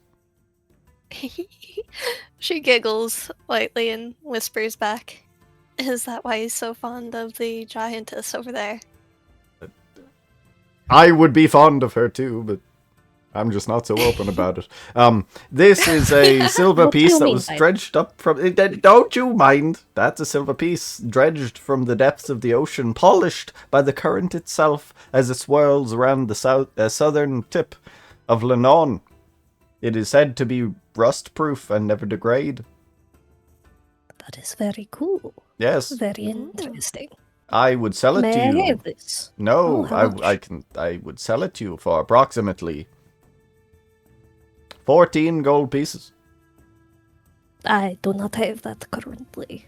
Well, sucks to suck. Then it's mine. Ah, For now. Blaheen flusters at the Airshoe, you'll get Airshoe's attention real quick, and she'll be like, "Hey, you said it could not corrode, could it not? I could help you test that if you want." I Raise his eyebrow. Marinara begins to sweat, but realizing he can't be. He's not sweating because the large lizard lady is speaking to him. He's sweating because he said a bunch of shit out of his ass that mostly isn't true. Yeah, that... And he panics internally and he goes, "You know, that would be good. I bought this from a Vermina seller that travelled down from the mountains. I have not yet tested it. Perhaps you could determine whether or not it was a scam." Ha ha ha. He will twirl the end of his mustache and offer you the rectangle of silver. Yeah. I thought you said she it came will- from the ocean, but you're saying it came from a merchant in the mountains? The Vermina travel. That is their nature. They listen to the whisper wind and believe that God tells them this mountain's too cold, so they go to the coast. When they're at the coast, they say, "Oh, the sea spray is too salty," so they travel to the desert. When the desert is too arid, they go, "Oh, this isn't a kind of desert," and then they go to the ashen one. You know, they just kind of wander around. That bit is it. He's been talking out of his ass. The Vermina information is accurate. Your family has dealt with them. People who hold that title do tend to hold the faith of the Whisperwind, which does dictate spontaneous changes in environment. So maybe he didn't buy it from a Vermina, and maybe the silver thing is just a silver thing that he has, but he's covering it with a truth. Okay. Well, Airshoe puts it in her mouth. Oh, I would. Very curious. Do you have And she's got to try and bring up Something a bit of like acid from her acid breath to see if Yep. it can handle corrosion. If not, she's eating a bit of silver. You sort of softly and carefully maneuver the biological processes in your body that make this sort of makes a gas that can then ignite as you exhale it, and it oxidizes with the air, and it doesn't quite make a flame, but it does congeal into an acidic compound, and you do that in a manner that isn't you spewing acid all over this tavern. And you can feel the edges of the metal start to degrade and sort of break down. Yes, she will quickly retrieve it. And basically, like somebody trying to suck flavor off something, will just pop it out, seeing like trying to keep as much of the acid away from people as possible. She will show it and goes, "Oh no, I think you were taken for a ruse of some sort. It just seems to be regular silver. You see, the edges have already started to melt under my acidic breath." I've been bamboozled.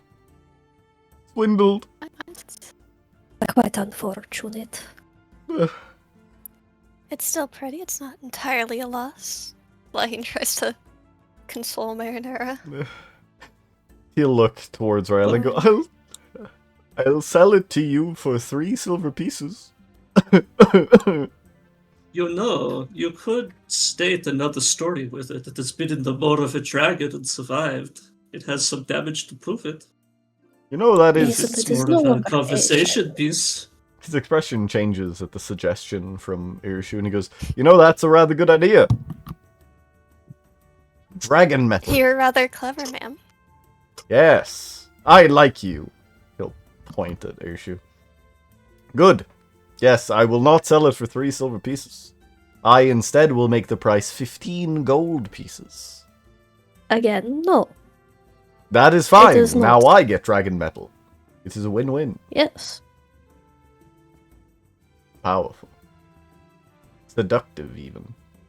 The allure of power is one that draws many individuals, such as the allure of the sweet scents of the garlic and lemon-infused fish that I can waft with my nostrils from the kitchen.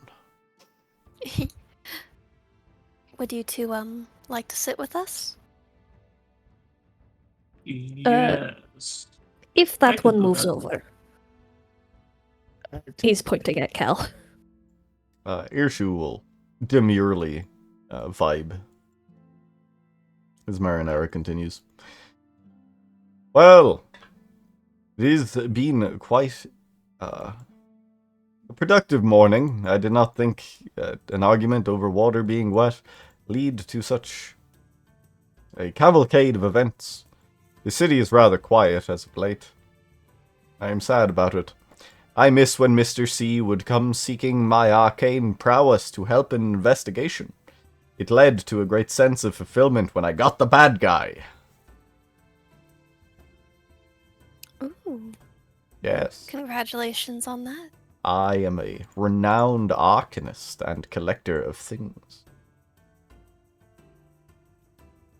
Ooh. Still, you said you wanted stones. I will look into that for you. I will gather it and portray it in a manner that perhaps you could understand. Actually, let me test your understanding. Mr. Cal, is water wet?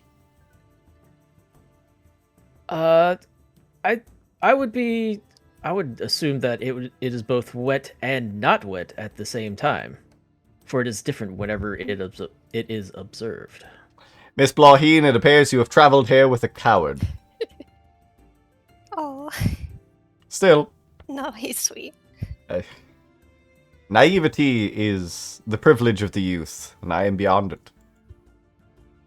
The back door opens. Guess maybe why or what is the difference on if water is wet or what application does it matter? It matters to the intellectual testing of one's common sense. He says as the back of his head is smacked and a plate is left in front of him.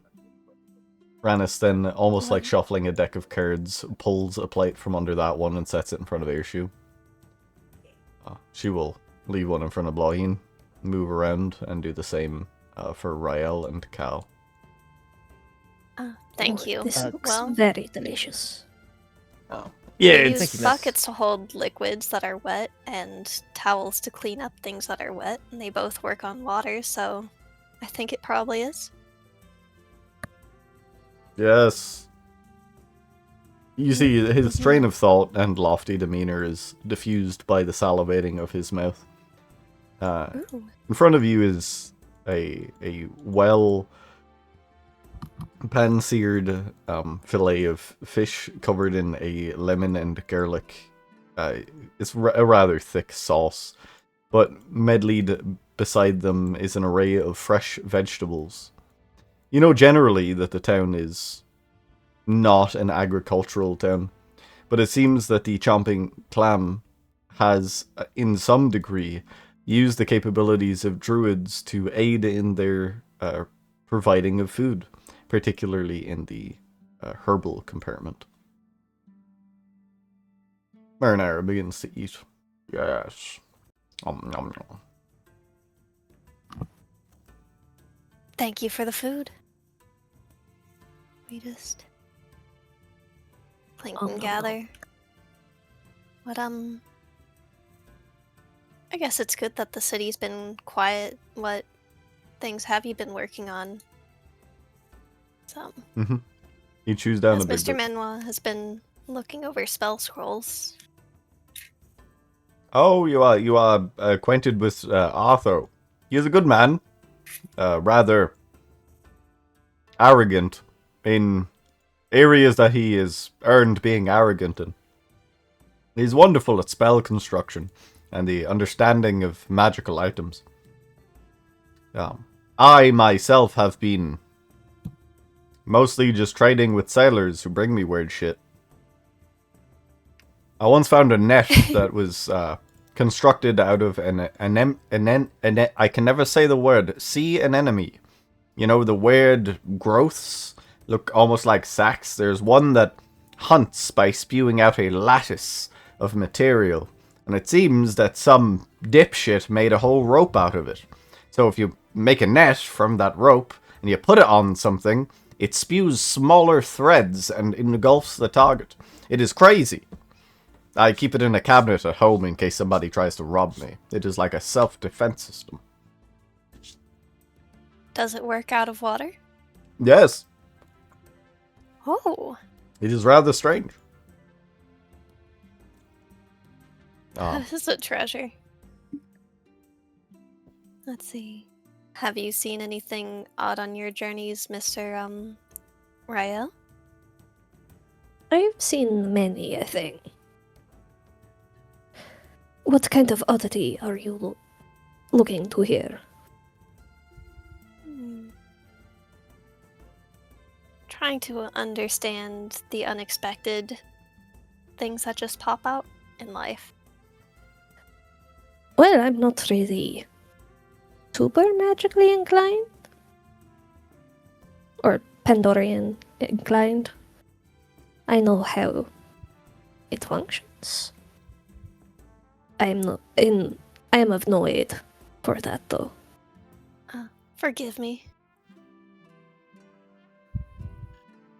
Arnar will scoop the end of the sauce to the edge of the plate and like slurp it up. Yes, good. Oh, is that how it's done? Very well.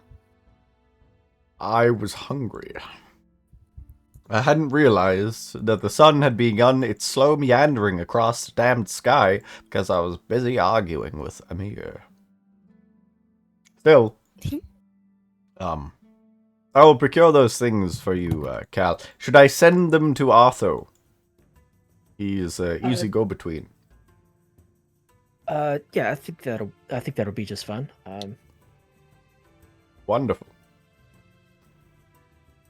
Let's see. I think it's probably been about an hour. Should we head back to him? Yeah, we probably don't want to be late. Thank you for the meal and the conversation. You are most welcome. Young one, understand that the trials and tribulations of academic research is a Herculean task.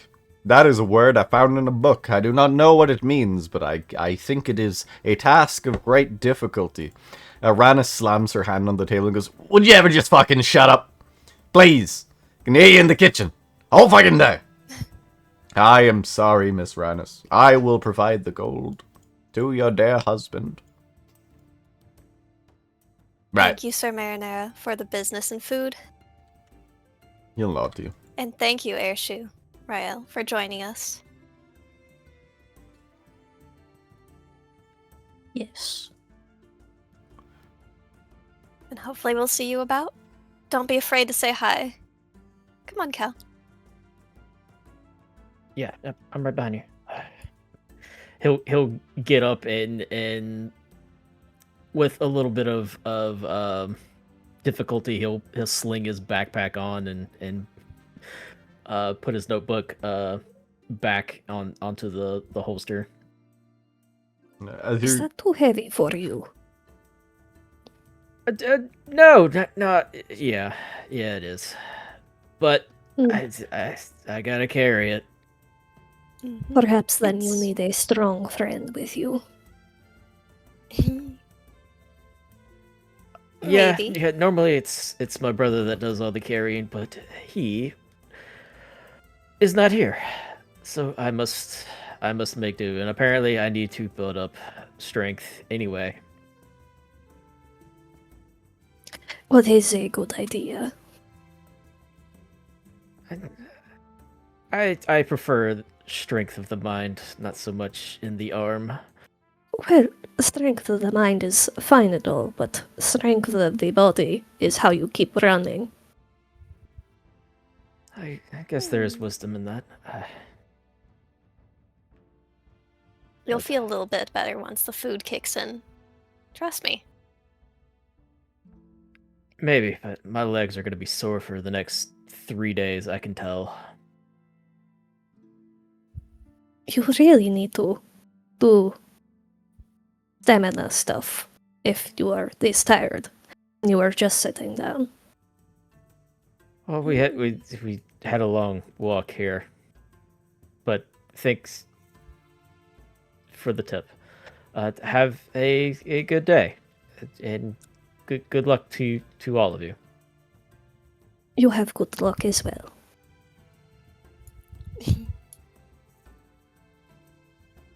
Rannis stares daggers into Cal's back as orcish endurance should be a trait that he possesses, but does not seem to. He returns her focus back to Rael, however. So, what you think? It's very good. Mhm. It makes me want to try my own hand at it. The seasonings mixed very well. And the broth or the sauce was very... Well, it fit very well with the fish. Yeah, you What see, fish was it that you used? big old tuna. Big fillet tuna. Yeah, I had one of my boys look out for the big ones. They kind of scrape it off the top when they're pulling into, the haul and all. It sounds illicit, but, the Marquis doesn't give a fuck. So, it is what it is. You said you wanted to try your hand. If you want to pop back here tomorrow around the same time, perhaps I could let you in, oversee it, see what you can do. Yes. That would be quite wonderful. Thank you. Got yourself a deal.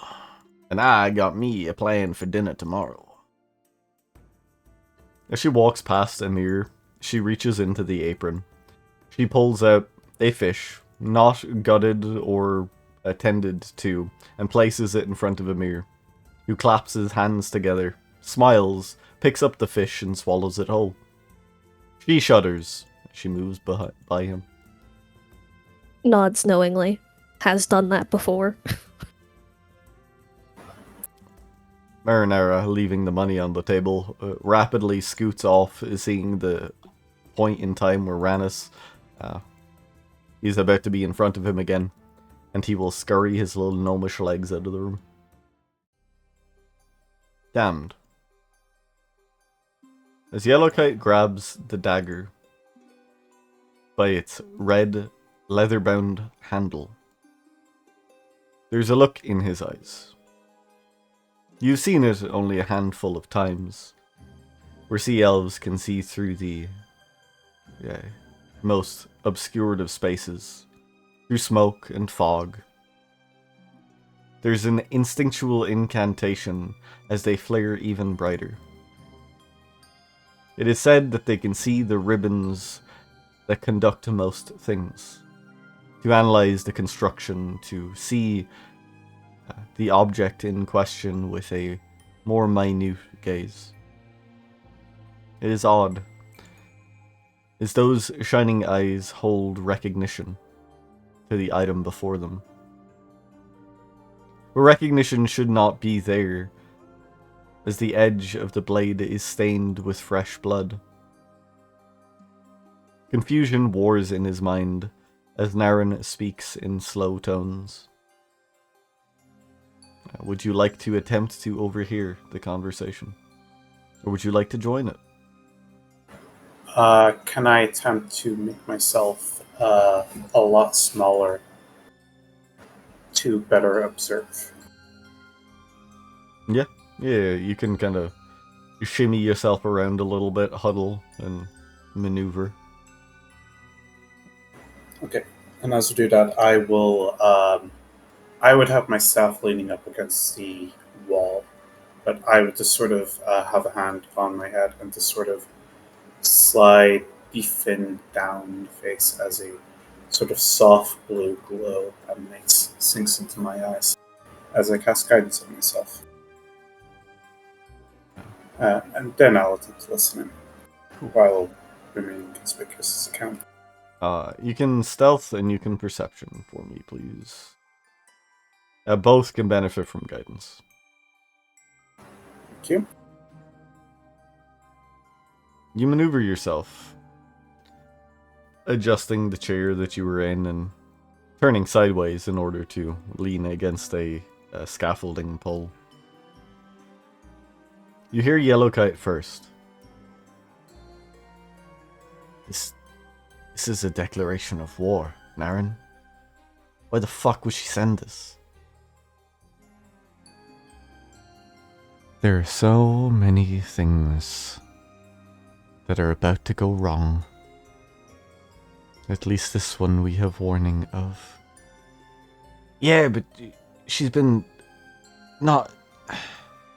Her allegiance with the Marquis caused her issues with her crew.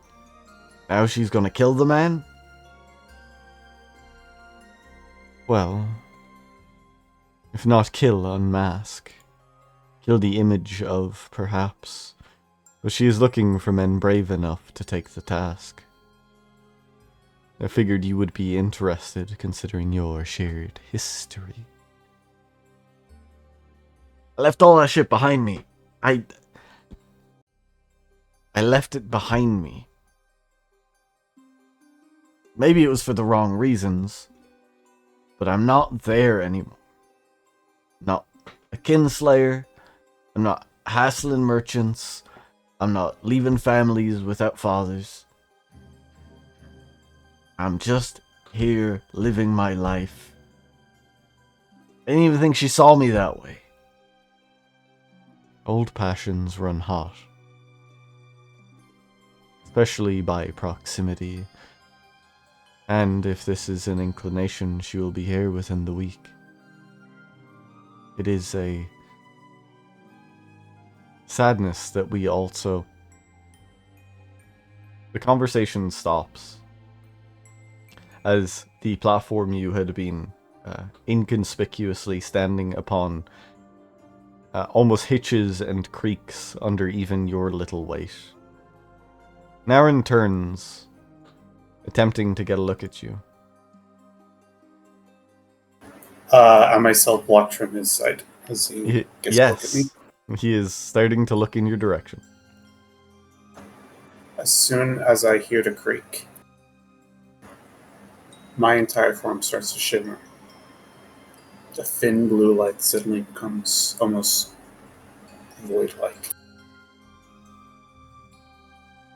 As I would like to use the innate built for speed capabilities of the Warforged and gain the benefit of invisibility for 1 hour. You shimmer and fade.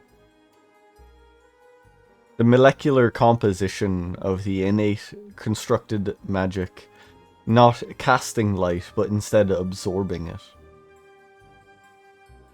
As you hear soft footfalls as Naren turns, looking at where you are standing, and then shaking his head.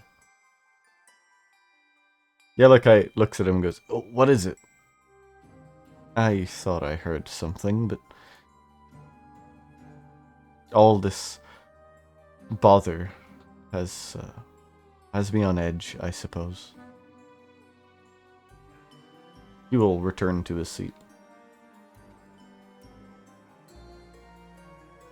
"Listen, Yellowkite, I am not looking for an answer.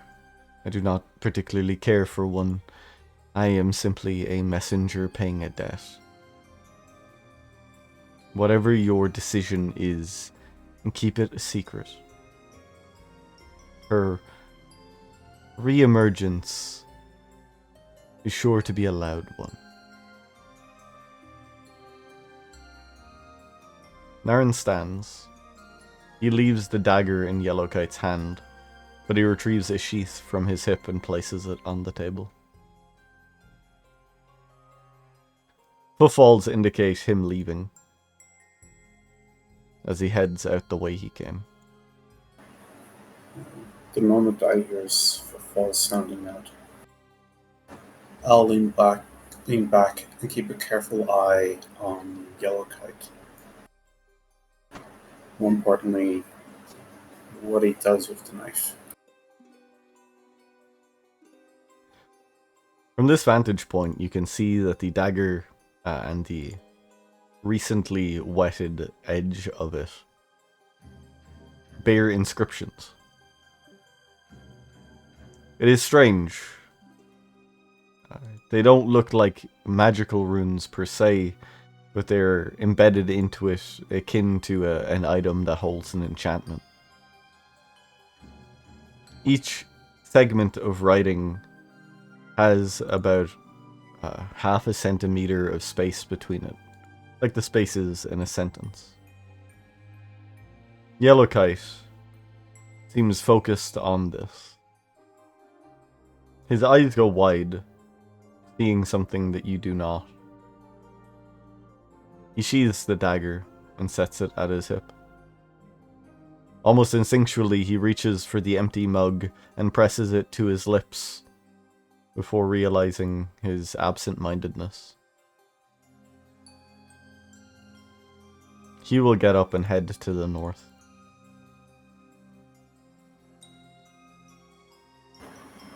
I will try to silently follow if I can.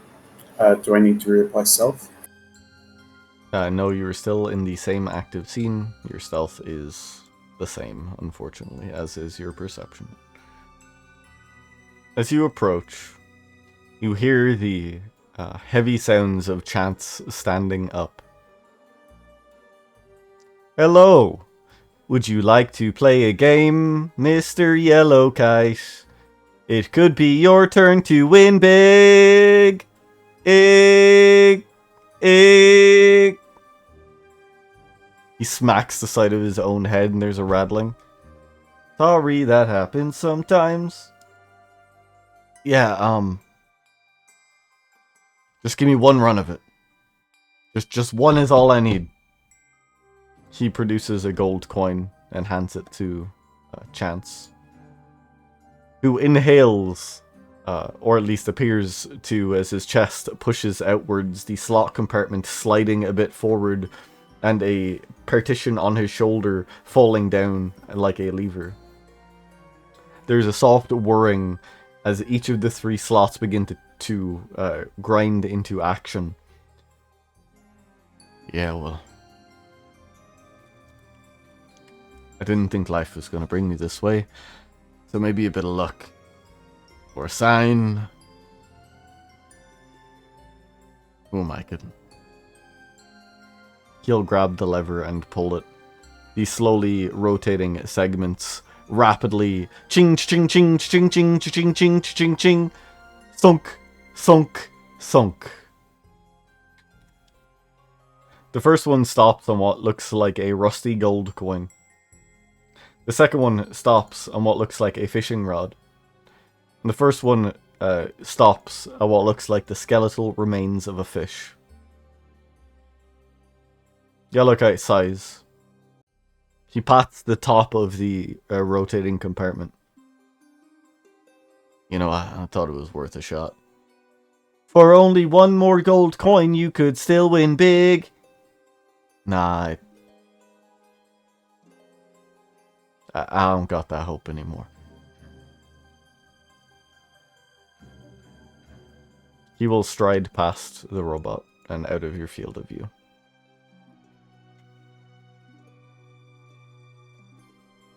I'll move over to get a better position. As a day, I'll re-up guidance on myself. You notice that Chance's head turns and looks at you. It isn't the recognition of one who can detect your footfalls or any mistakes in your movements. It is simply a camaraderie. Perhaps he is constructed to similarly see things that should not be seen.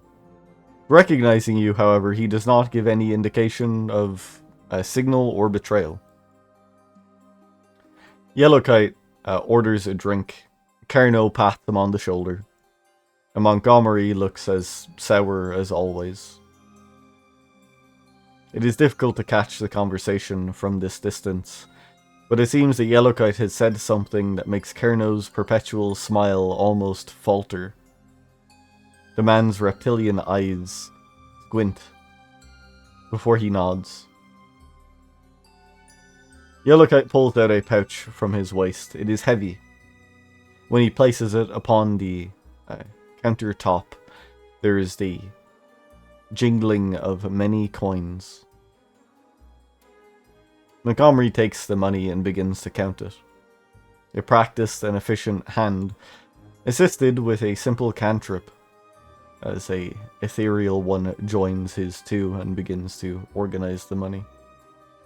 Yellowkite's impatience does not cause him to betray his current position. Montgomery nods, satisfied. He pulls out a parchment, offers it to Yellowkite, who unfurls it and then rips it in half, folding it over, ripping it again. He grabs a candle from the table and burns it up. Your time here would give the indication that such parchments often are records of debt, things owed, punishments due, the kind of legislation that exists to manage the more harsh aspects of criminality. For murder is only ever repaid with murder, thievery instead accrues debt. And Yellowkite has just paid his in full. He pats Carno on the shoulder, who similarly nods to him as he moves to make his exit.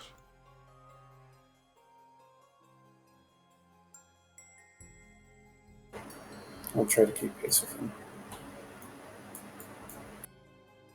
You follow him upwards, through a winding pathway, up beyond the rush of waters. You hear him open the small hatch that leads into what is effectively a record keeper's house, though it has fell to disuse and been replaced. As the hatch closes, you hear him open the outside door. You figure this is the time, if any, to open the latch and follow behind him, attempting to keep pace.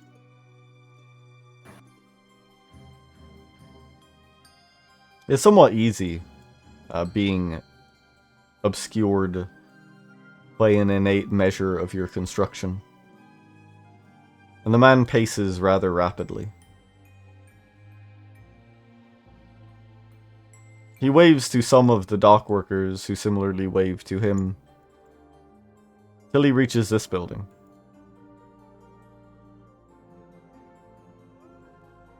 He opens the door and steps in. Roll me a straight dexterity check. You're looking for a DC 12 to slide in behind him. While I'm walking behind him, what if I had the opportunity to guidance myself, or would that have given me away? With the hustle and bustle of the docks, you definitely could have. It is verbal, but, you know, there's people yelling to each other, moving cargo. Unfortunately, the door closes in your face, and you hear the rattle of a bolt latch, keeping it sealed. Does it look like there's any? Does it look like there's any other way I could peek inside, listen? You can Or roll them me as a perception check. You're sort of in a new area. 24. The windows are all wooden slatted that open outwards, but being this close to the ocean spray, it seems that some of the wood has rotted. You can find a window back along the pathway that you can't particularly see in, but have the opportunity to hear some of the conversation. Though similarly to the reason you could cast your spell, it is difficult to parse the words within. The voice of Yellowkite sounds out. Listen, I'm all settled. I'm all ready. There's no more death, no more chains tying me here. I just need to know the comings and goings so I can arrange for a few things. Huh. You have decided to finally pay your fucking dues. Yeah, whatever. I didn't think I'd need to leave the city. I still don't know if I'm... I just need the records. Whatever indication you have of people coming in, I need to see it.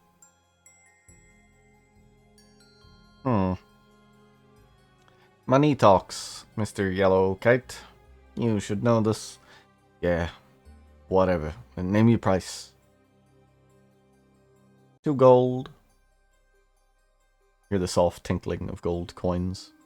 The wind catches and rattles the window, making the next part difficult to hear. With a careful hand, you're able to place your palm against it to stop it rattling, to continue hearing part of the conversation. And there's nothing? This is it? Yes. We have received the communications that these ships will be here, and those ships will be leaving. I don't know what it is you were looking for, Mr. Yellowkite, but this is all we have. You hear a fist slam on a table. Mr. Yellowkite, if you continue to act in the way you are, I will have you removed. Fine. Whatever. You get new information, you know where to find me. Or else tell One Eye, I guess.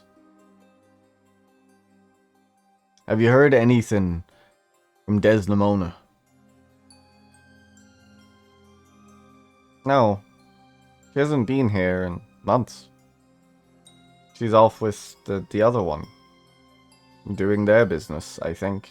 They left together, at least. What? Yes. They were cooperating. There was some rumor that one of the great fleets had found something. Don't know anything about it. There's frantic pacing inside. Fine. Fine. You hear anything? Find me first. He does not wait for an answer as the bolt latch opens, and he leaves the dockhouse.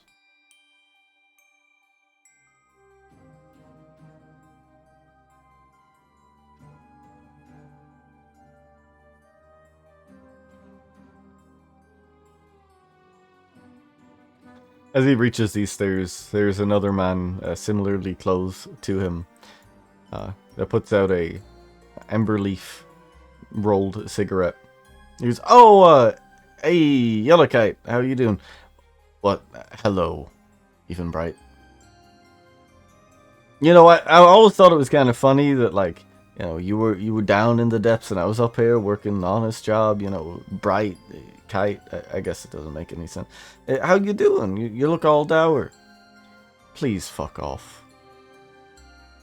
You need a smoke? I'm on a smoke break at the moment. If you need someone to talk to. Yellowkite glares at the man, who shrinks and then rapidly moves past. While that whole exchange was going on, could I try something? What would you like to try? The dagger is at his back or at his side? It is at his side, covered with a sort of... there's a wrapping of cloth around his midsection. The belt is underneath the wrapping of cloth. You were at the perspective where you can see the glint of the sheath of the dagger underneath it. The moment he stops, if I've got enough time, I will try to silently slide the dagger out so I can read what the inscription is on it. Sleight of hand check, DC 17 to slide the dagger out of the sheath without him noticing. With a DC 15, you will have the dagger in your hands for a few moments before he pats his waist and goes looking for it. He feels the tug on his waist. He spins rapidly. He looks past you towards Even Bright first, and then to the dock, and then to his feet, where his eyes settle in your general direction. You know, whoever the fuck you think you are, today's not the day. Scurry off. Youngin C6. And I will cast Entangle on him. Oh. I will do it enough that I can sort of reach in and try to snag the dagger from him. No, or at least entangle. Yeah, I understand what you're going for. He fails, as between the gaps in the stonework you encourage roots to grow in a uproarious fashion, binding his feet and his arms. His eyes go wide. While he's restrained, I will thus, with zero dignity, take the dagger right out of the tabard and dive into the water. He begins to yell. Even Bright slams on the door here to indicate that there is some kind of thing going on. But all of that falls away as you descend into the ocean. The water flow is cool against your body. The pressure a comfort more than anything. And a stolen dagger, held in a careful sheath. As you slip below. Across town and away from the commotion, Cal and Blaheen exit from the chomping clam. Are you guys heading straight back to the library? Yeah. Yes.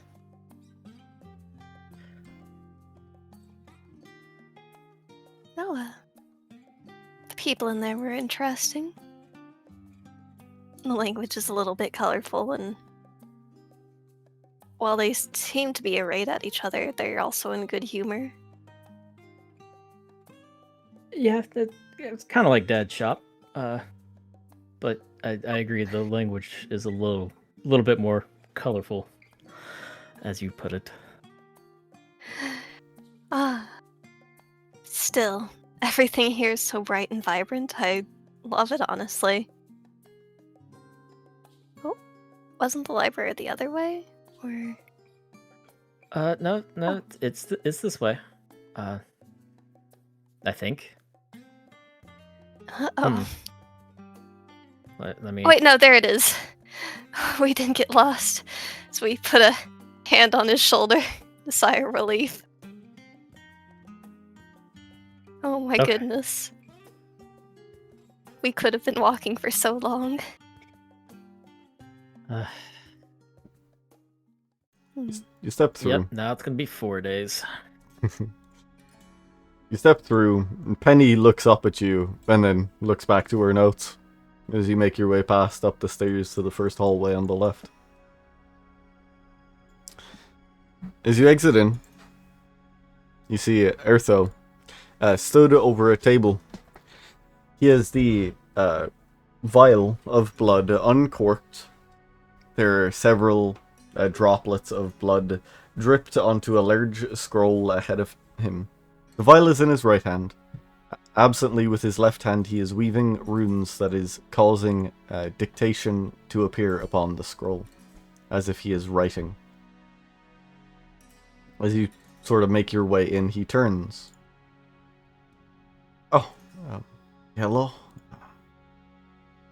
Just a moment.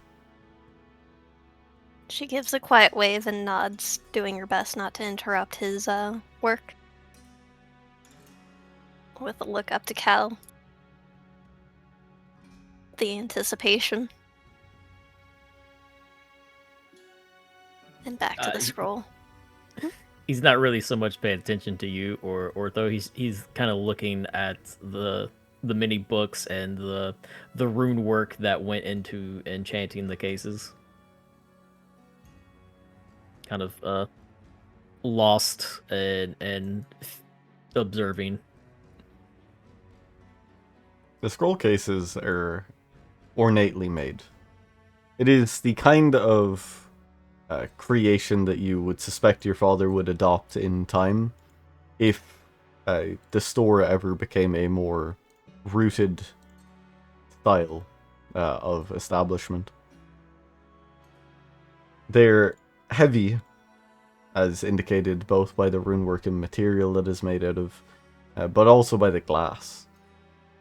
You get the impression that material is not the fragile window or spyglass stylized versions. There seems to be many panels of it almost overlaid on each other. The books inside are opened to certain pages. You get the impression that they are topics of interest or perhaps a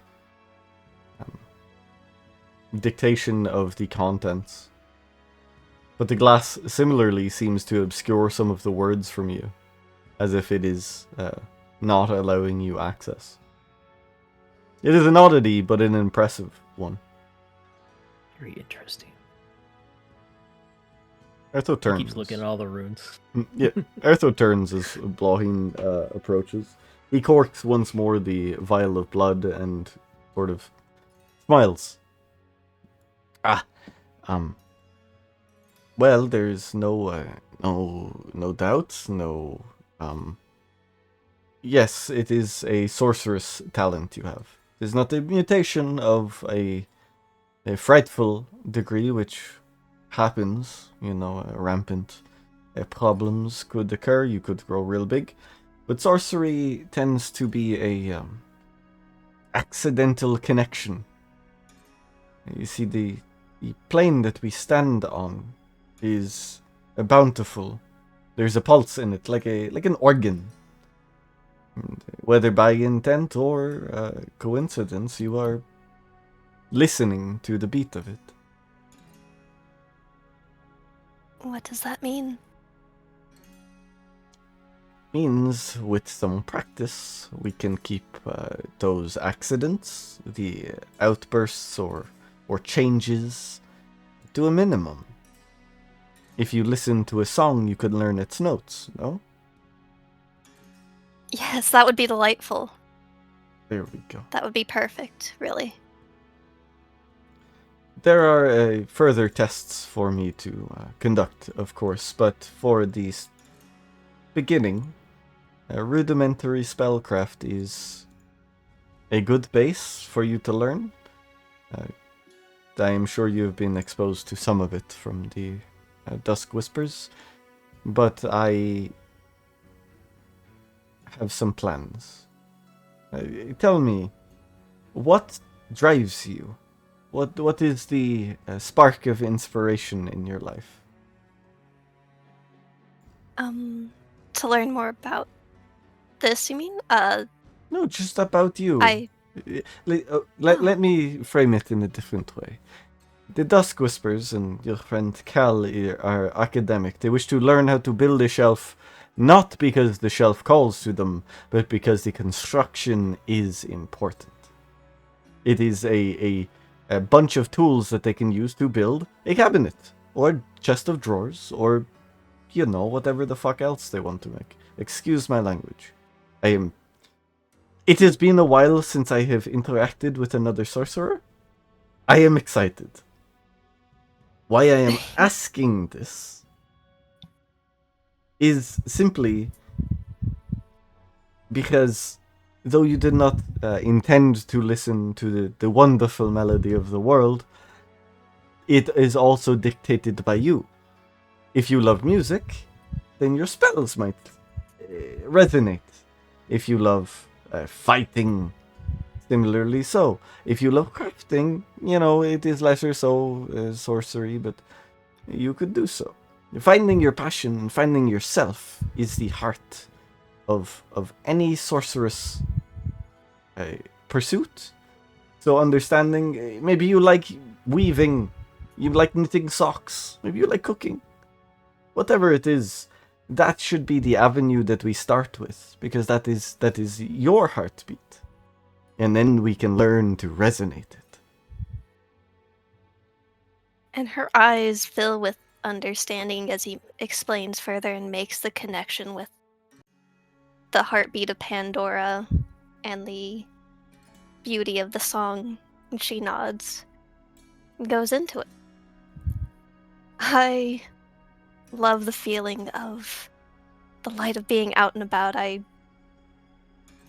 belonging into nature, but it's not just that, but the lightness that you feel when you are in the sunshine or when you help people is very tangible.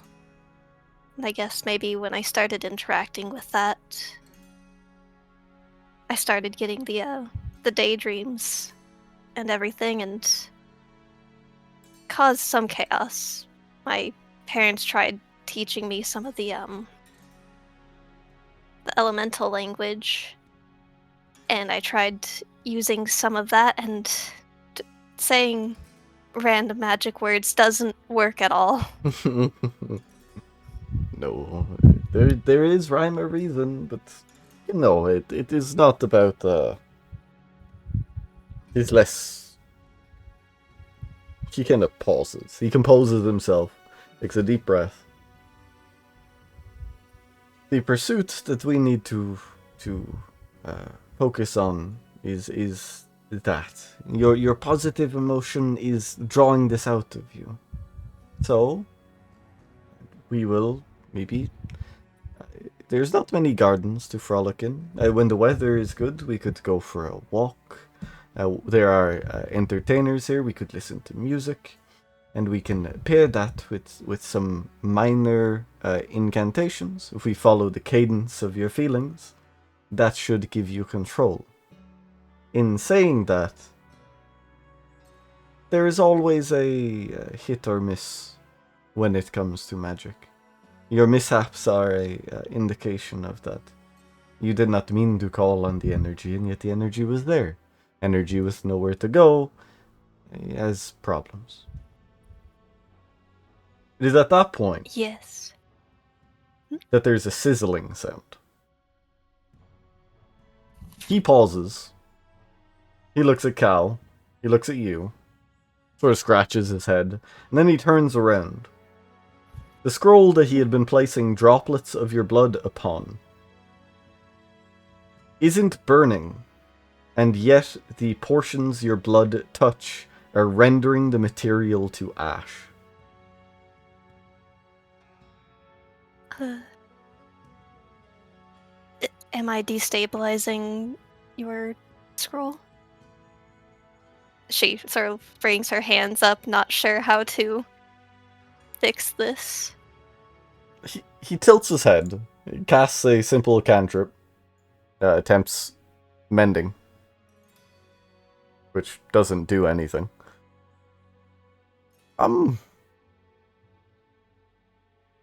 That is interesting. I'm so sorry. No. It can be replicated, and I know the information in my head, which is, half of the purpose. I just have not seen something like this. Sorcerer's blood comes in many dictations. It is often not just the passions that I have been preaching to you, but sometimes the vices. Things like pride and gluttony have led the passions down a portrayal that is not kind. But never has it declined to anchor itself. It just simply means we need more time to research it, which is, is fine. I'll just use different ink. Sort of scratches his head as the parchment severs itself. He'll carefully wipe the ash away.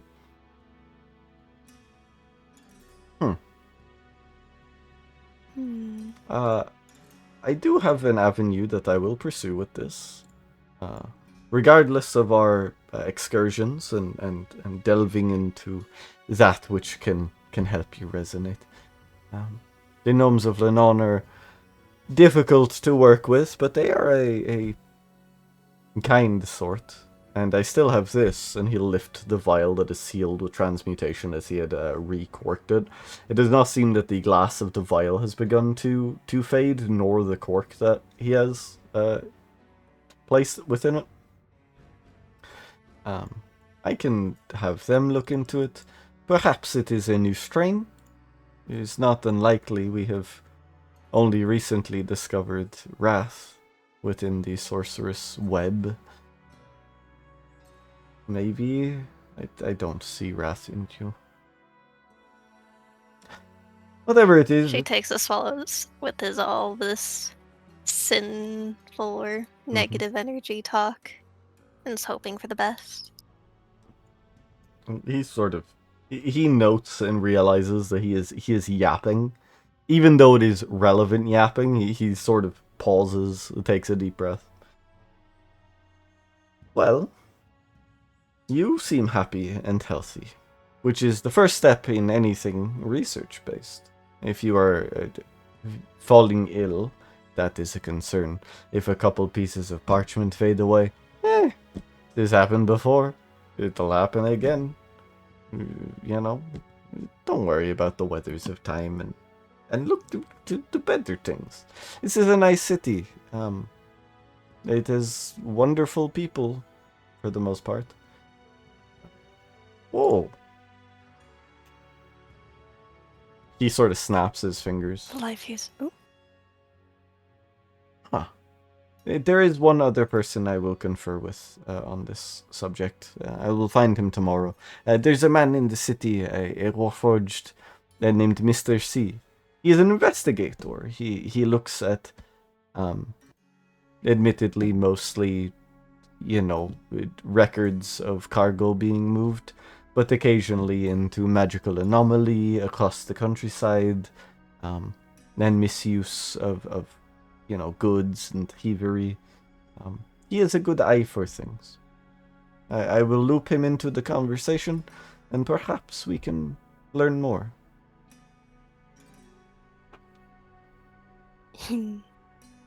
That sounds wonderful.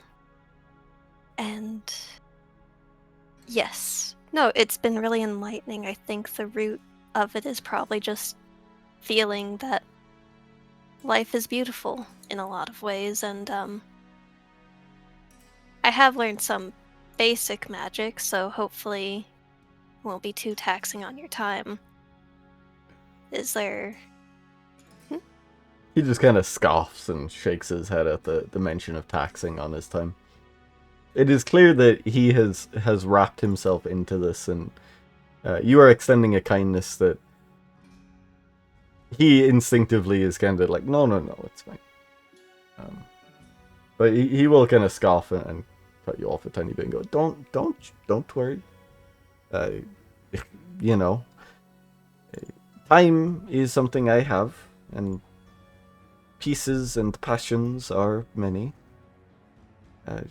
Besides, if the Dusk Whispers have sent you my way, whatever payment and conditions I need will mostly be accounted for. You do not need to stress yourself when you have such a influential backer. Splaheen starts taking the weight of perhaps what she'd been roped into. It's hoping that it will be all good with the Emporium and such. Well, Speaking, what is Cal up to? Yeah, I was about to say, Splaheen speaking looks of, over to Cal. Ertho looks and just now takes in the fact Cal is pacing.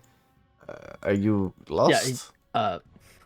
No, well, because he was looking at all the runes that are along the display cases, and he got out one of his notebooks and was starting writing down Johnny notes and kind of muttering to himself, trying to figure out how to incorporate these kind of runes for his future spells and constructs. He is simply being studious. You see, he is looking to see how to build a cabinet so he can maybe build a shelf. This is the difference. He does not see sunshine and life and rhythm. He only sees the jagged, hard edges of reality. Oh, sorry, what were you talking to me? Not Well. particularly. You were not listening, so I was more speaking to your friend. Oh, okay. No, it's but to his credit, his work is kind of not making life, but it kind of moves like it a little bit. Well, yeah, the construction of constructs is an art to itself. I don't disagree with it. I like my analogy. And, you know, some people will love the woodworking of building a shelf. Others, constructing a meal. Does not matter in which array it is placed, it could still be seen as a passion to resonate with. I am just simply being rude to the... Rude isn't the term. I am using more harsh examples to help you better understand. Life is about nuance, and you're right. Young Cal here is trying to learn how these cabinets work. It is not a bad thing. He seems to be enjoying it. He'll pat Cal on the shoulder. Speaking of which, are the glass that you use here, is that enchanted to be opaque, or is it a natural phenomenon of the glass that you It is used? an enchantment. Thieves are not common, but you see, each of these cabinets are... You know what? You can see it for yourself. Which one would you like me to open? You know what? Right is always right. So let's go with the one on the right. He will step forward. He will begin to weave a rune in the air. As he does so, there is a magnetic latch that pulls a slim strip of metal out from behind the cabinet. As it does so, you see that there is a depression on this end of the cabinet, similar to that of the latch. He will place the brass length of metal within the compartment, and it isn't a key that unlocks a lock. Instead, you can notice that the runic etchings along the borders create a circle, even if it's rectangular. It creates a closed network. The brass latch and his manipulations of it break the network. As it does, you hear a soft creaking as the panel slides upwards. Fascinating mechanism. As the panel opens, you see that the books inside do bear writing. It is all in common. You hear you can read a couple of words. It seems like they're stories of some kind. There's reference of night and great beasts and phenomenal spellcraft. And then there is the sound of Blaheen's consciousness fading as her body thumps against the floor.